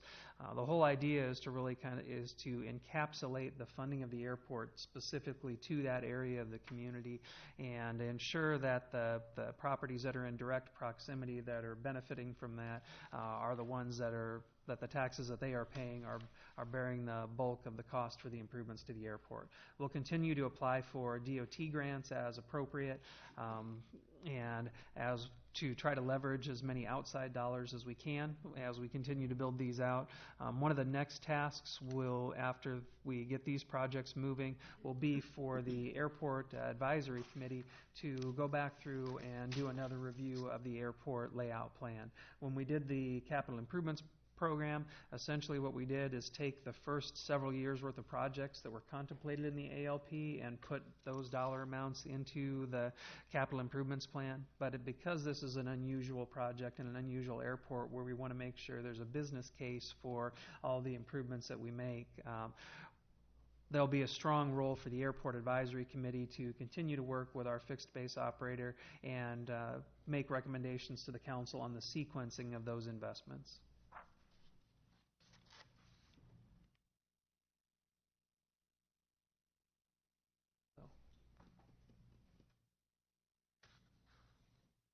Questions? I got two questions, Lon. Yeah. So, am I clear or not clear when this has got an 8/30/2019 estimated project completion date? So, is that still an accurate date, assuming the zoning and land use adoption is completed?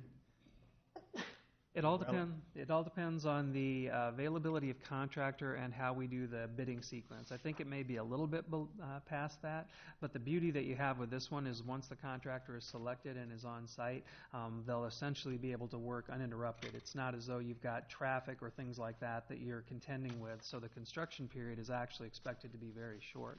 I don't know if Mike can offer any, I think he's been in communication with our contract engineer. He might have some additional insight.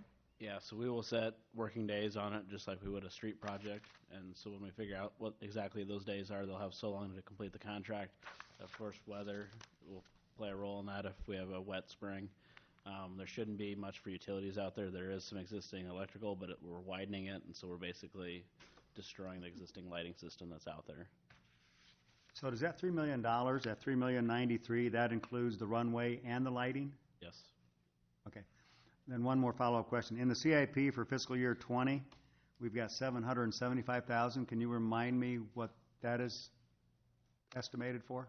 I'd have to go back and look, but what I did to formulate the CIP as an annual program was just put in whatever was proposed as the 25-year cycle, so whatever the Anderson-Bogert put in there for their next step.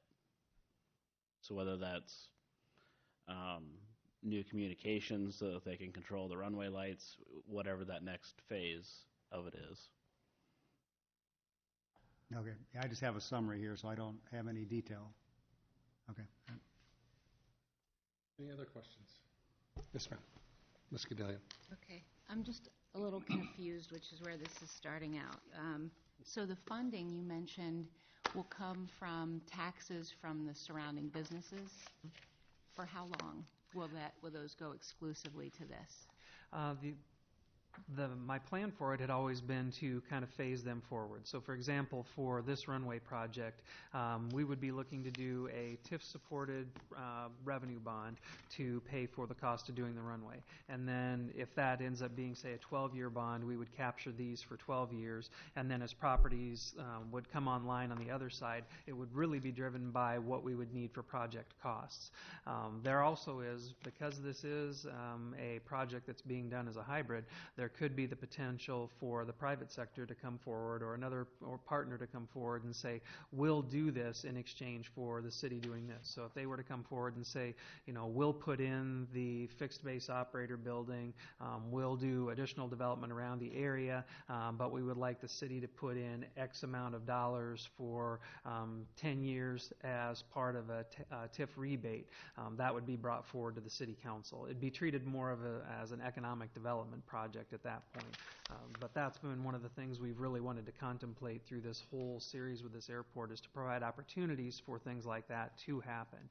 When you're doing it under the traditional funding model, every single project gets funded through the municipality because you own everything. Even to date on this one, the FBO operator has built a new maintenance hangar entirely at their own cost. They've built a new FBO building at their own cost. They put in the fueling station. That's all been their investment.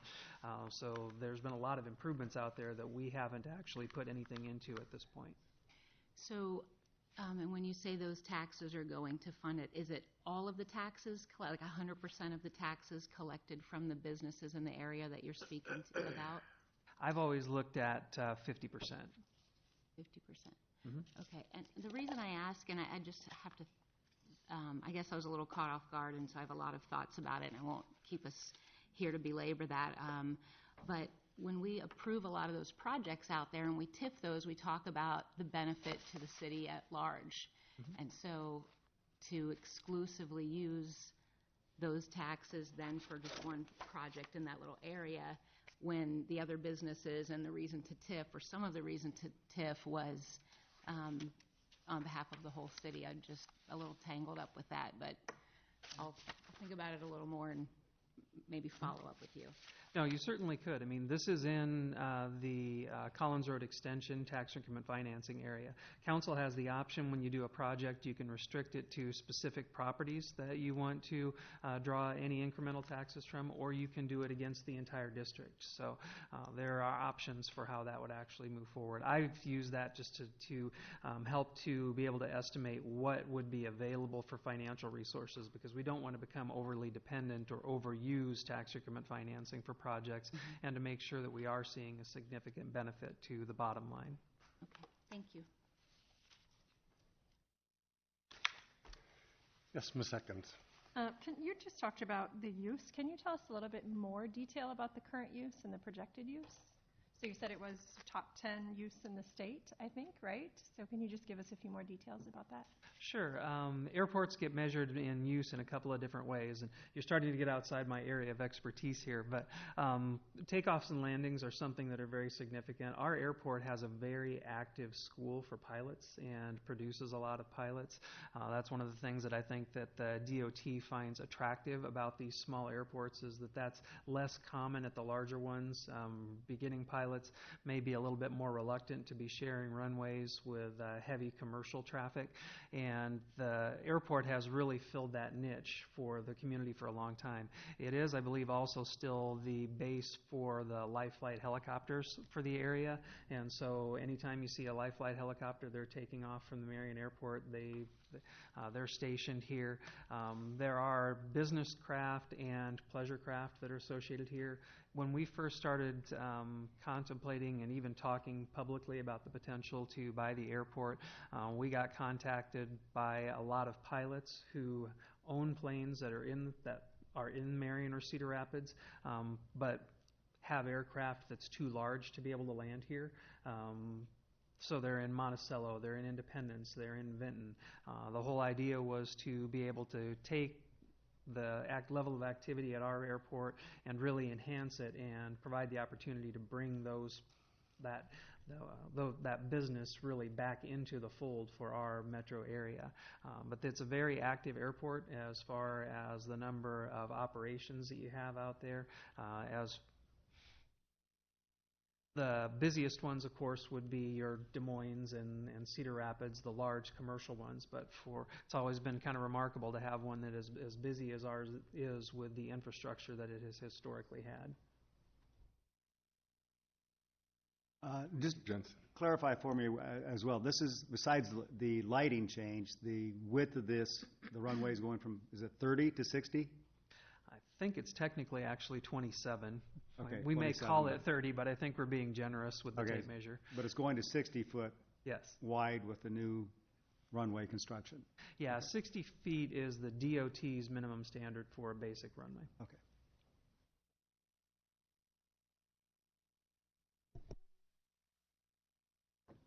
And I will say this one did change quite a bit between the original submission and now.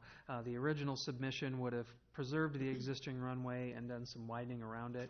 When we really started to dig into that with the engineer and with the airport committee, they felt that that was going to be a very short-term solution, and that if we were going to invest dollars into the runway, it was best to do something that was going to be a significant long-term improvement, a better product at the end. Lon, I would wonder twice that I'm aware of. We have not had a friend in the Cedar Rapids airport. They have fought us vigorously. And at one point in time, we were pretty well destined for some money for advancement and got shot down. Have we tried to deal anymore with them? I mean, we don't, what we do, they don't want to do. That's a crazy part of it. They don't want the private aircraft, and we do. And hopefully, we'll get along better with them. Yeah, that's actually, when we've had discussions with Cedar Rapids, they have couched it in terms of that. I think the last time I looked at the statewide aviation plan, Iowa had even more runways in the federal and state funding system than we had counties, and that they thought that the resources were already being stretched very thin across the state. Ours is not in that federal funding stream, so it's not potentially competing for that, but we have been successful in being able to leverage dollars from the DOT. The question that we've always posed is, even if Iowa does need to reduce its numbers of airports to be more focused about it, can you really conceive of a scenario where they would close one of the top 10 busiest ones? I can't really see that. I do know that they have a project going up in northwestern Iowa where there are several communities that are coming together that used to have individualized airports. They're developing a new one as a joint project. But that's why I say I think these discussions have potentially opened some eyes with the DOT Commission about the possibility of looking at different models for this, where it's not entirely dependent on federal or state funding to do projects. In the community that I was a manager in before coming to Marion, we had an airport, and it was not uncommon for us to do projects that you would have 2.5% local match in, because the way their funding streams were set up, you could leverage the FAA money and then the state money, and then the local money was the last dollars in. So obviously we aren't going to be able to compete with that on a business case. So we have to be creative and come up with other ways, work more in concert and partnership with the private sector to get our airport to the level that it really could be for our community.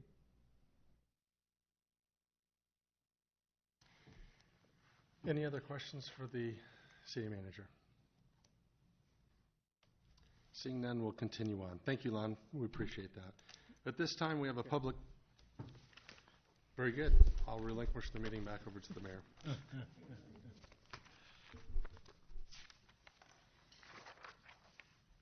Okay, this is a section for public comments on topics other than those that were on the agenda for this evening. If there's anyone here to address the council on anything that was not on the agenda, please come forward at this time.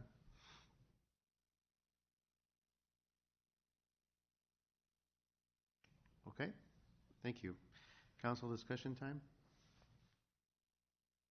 Yes, Your Honor. I would say that, Lon, that there's a secondary source of income at the airport. The chief could help us out.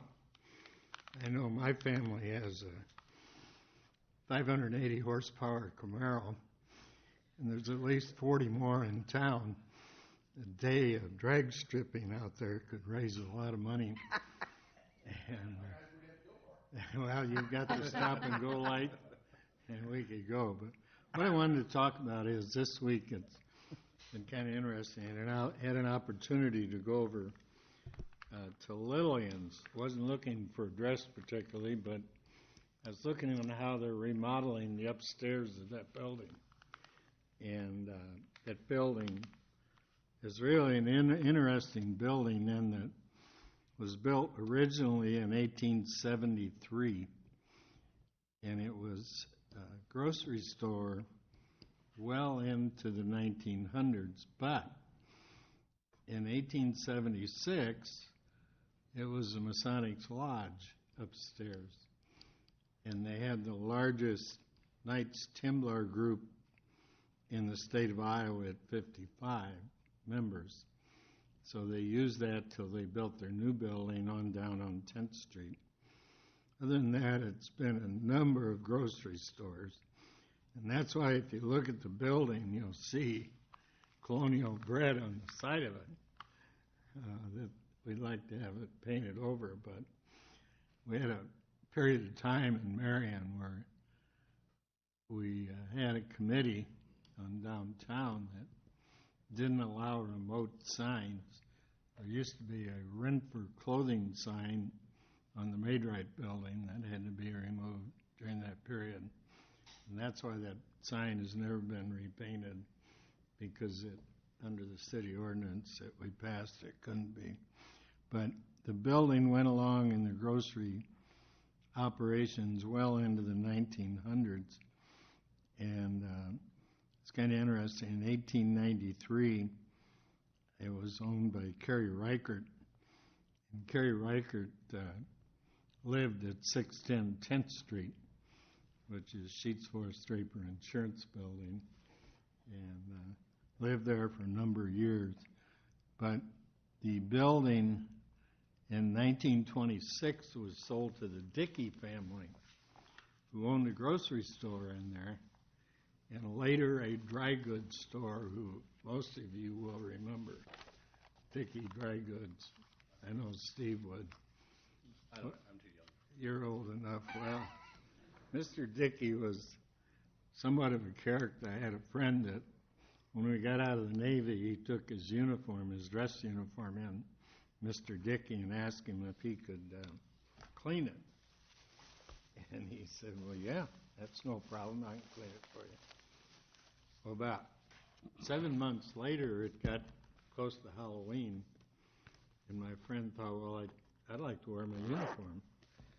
So he went in there and he asked Dickie, he says, is my uniform done? And he says, nope. He says, well, how come? He says, you didn't tell me when you wanted it. And that's how he operated, believe me. He was a character, but that's going to be a great building and a great addition to our uptown. We're going to have a couple nice apartments, and we're going to be redoing the painting on the outside of the building. And there's a fella out there that owns a building next door that hopefully we'll see something starting to happen over there as well. So that's all I have, Your Honor. I got nothing, other than I hope spring's coming. Thank you. Right? I'm sorry. My only comment is I am enjoying having the city council at full strength. Thank you. Lon, I had just a quick question. I was just following up some notes here. So as we close this chapter to the YMCA, I was wondering, could you just answer a couple questions for me? Does the YMCA pay property taxes? No, they are a tax-exempt organization. They are exempt. Okay. You had made a reference that parting and buying down some of that debt that's promised to the YMCA, that we're going to use West Tower Terrace Road TIF district money. I'm just wondering if you could respond to the correlation with taking TIF dollars maybe and applying it to the organization in which doesn't pay any property taxes? Yeah, the idea behind that would be that with the YMCA out there, they, have, much like the library, they're tax exempt, but they have a lot of people going in and out of the building. They will draw a lot of traffic to the area. They'll pull people in to Lau Park and kind of create a circuit between Lau and Gill. They should be and should function as a driver for commercial development around them. So we would do that because you can treat them in the same category as you would like a community attractor or something that would drive economic development. Great, thank you. Also, too, I don't know where to bring this in, if it's a legal question or if it's for you, Lon, but if the council wanted to have a discussion about the city's current non-bargaining pay scales and position list, where would we place that? Would that have to be second to get put on an agenda, a closed discussion? As I'm trying to go through these budget deals and looking at that at the same time, I don't know if that's a budget item or if that's a separate line item. Oh, we can bring that to the budget discussion. Okay, perfect, thank you. Does that need to be seconded by anybody or? Mm-mm. Nope, okay, great, Nope. thank you. And then lastly, I'd like to thank the mayor. It was an incredible State of the City address again last week. If a person doesn't walk away from that being pumped and excited about our community, there's a lot of challenges. They're all being hit head on, where everyone's doing their due diligence. It's exciting. It resonates. How incredible is it to walk out of there and see social media just light up like crazy. Everything from Facebook, Snapchat, the local media, the news, the newspaper. It's just a super exciting time. So I can't express enough the gratitude to our mayor, the staff, all of the city employees, everybody that works hard in making our community what it is. So we look forward to your message next year. Good try. No comment. Thank you. That's all I have. Thank you. I also wanted to say thank you to the mayor. That was a fantastic speech. You did a great job. Also to Amber, she helped with those, or did those videos and all the stuff that she does. Those 3 videos that you showed, they were fantastic videos. I'm very impressed with those. So, thank you. Great job. Last, I just want to congratulate the Los Angeles Rams for winning the Super Bowl. Nice dream. Did they play? That's all. Okay. Yeah, I just want to point out, for those who are not aware, that I think it's monthly. We have a blood drive held at Lau Park, and the next one is this Tuesday on the 12th from 1 to 4. And I would just encourage people to go because of the weather as of late. They're down a lot of donations. So if just doing good for good's sake isn't enough of a reason, they have a really cool T-shirt they're giving to everyone this Tuesday for St. Patty's Day, and one more incentive to go. And I learned this today. If you donate a pint of blood, you burn 610 calories. So that's an incredible workout just from laying there and donating blood. So those are 3 good reasons. Hope to see you there. That's all I have. Okay, for my part, I just want to thank everyone who attended the State of the City. It was a lot of work to put it together. I've worked on it, I think, every day in January. But the hard part was figuring out what to leave out, because there's so many good things to share about the city and what's going on. It really was sincere. I'm so proud of everything that we're doing. As Mayor Pro Tem said, we do have challenges. What city doesn't have challenges? Many cities would love to have our challenges. And we have a lot to look forward to. And it was really an honor to have the chance to represent the citizens and the city staff and the city council in giving that address. And what a wonderful endorsement of what we're doing to see a sold-out crowd in the room, nearly 600 people, and so much energy and enthusiasm for what's happening in our town. So thanks to everyone for the part you play. Amber, I know, probably needs a big vacation from me. She probably doesn't want to talk to me for a while, but she did a great job. She's behind the scenes, makes all the magic happen behind the scenes, and puts together those beautiful audiovisual presentation that goes along with the speech. So, great deal of gratitude to Amber Bissinger. Okay, I think we have a closed session, so we need a motion. Yes, Your Honor. I move to adjourn to closed session regarding litigation as permitted under Section 215, Number 1, Letter C of the Code of Iowa. Okay, it's been moved and seconded to move to adjourn to closed session regarding litigation. We have a legal counsel's opinion. Yes, Your Honor, I have reviewed the proposed subject matter for the closed session and find the same to be appropriate under Iowa Code Section 21.51C. Thank you. Okay, roll call, please. Mr. Draper? Ms. Atkins? Here. Mr. Jensen? Yes. Mayor Abawasley? Yes. Mr. Sterned? Yes. Mr. Brandt? Yes. Ms. Gedalia? Yes. Okay, we will adjourn to closed session and return to open session after completion of that.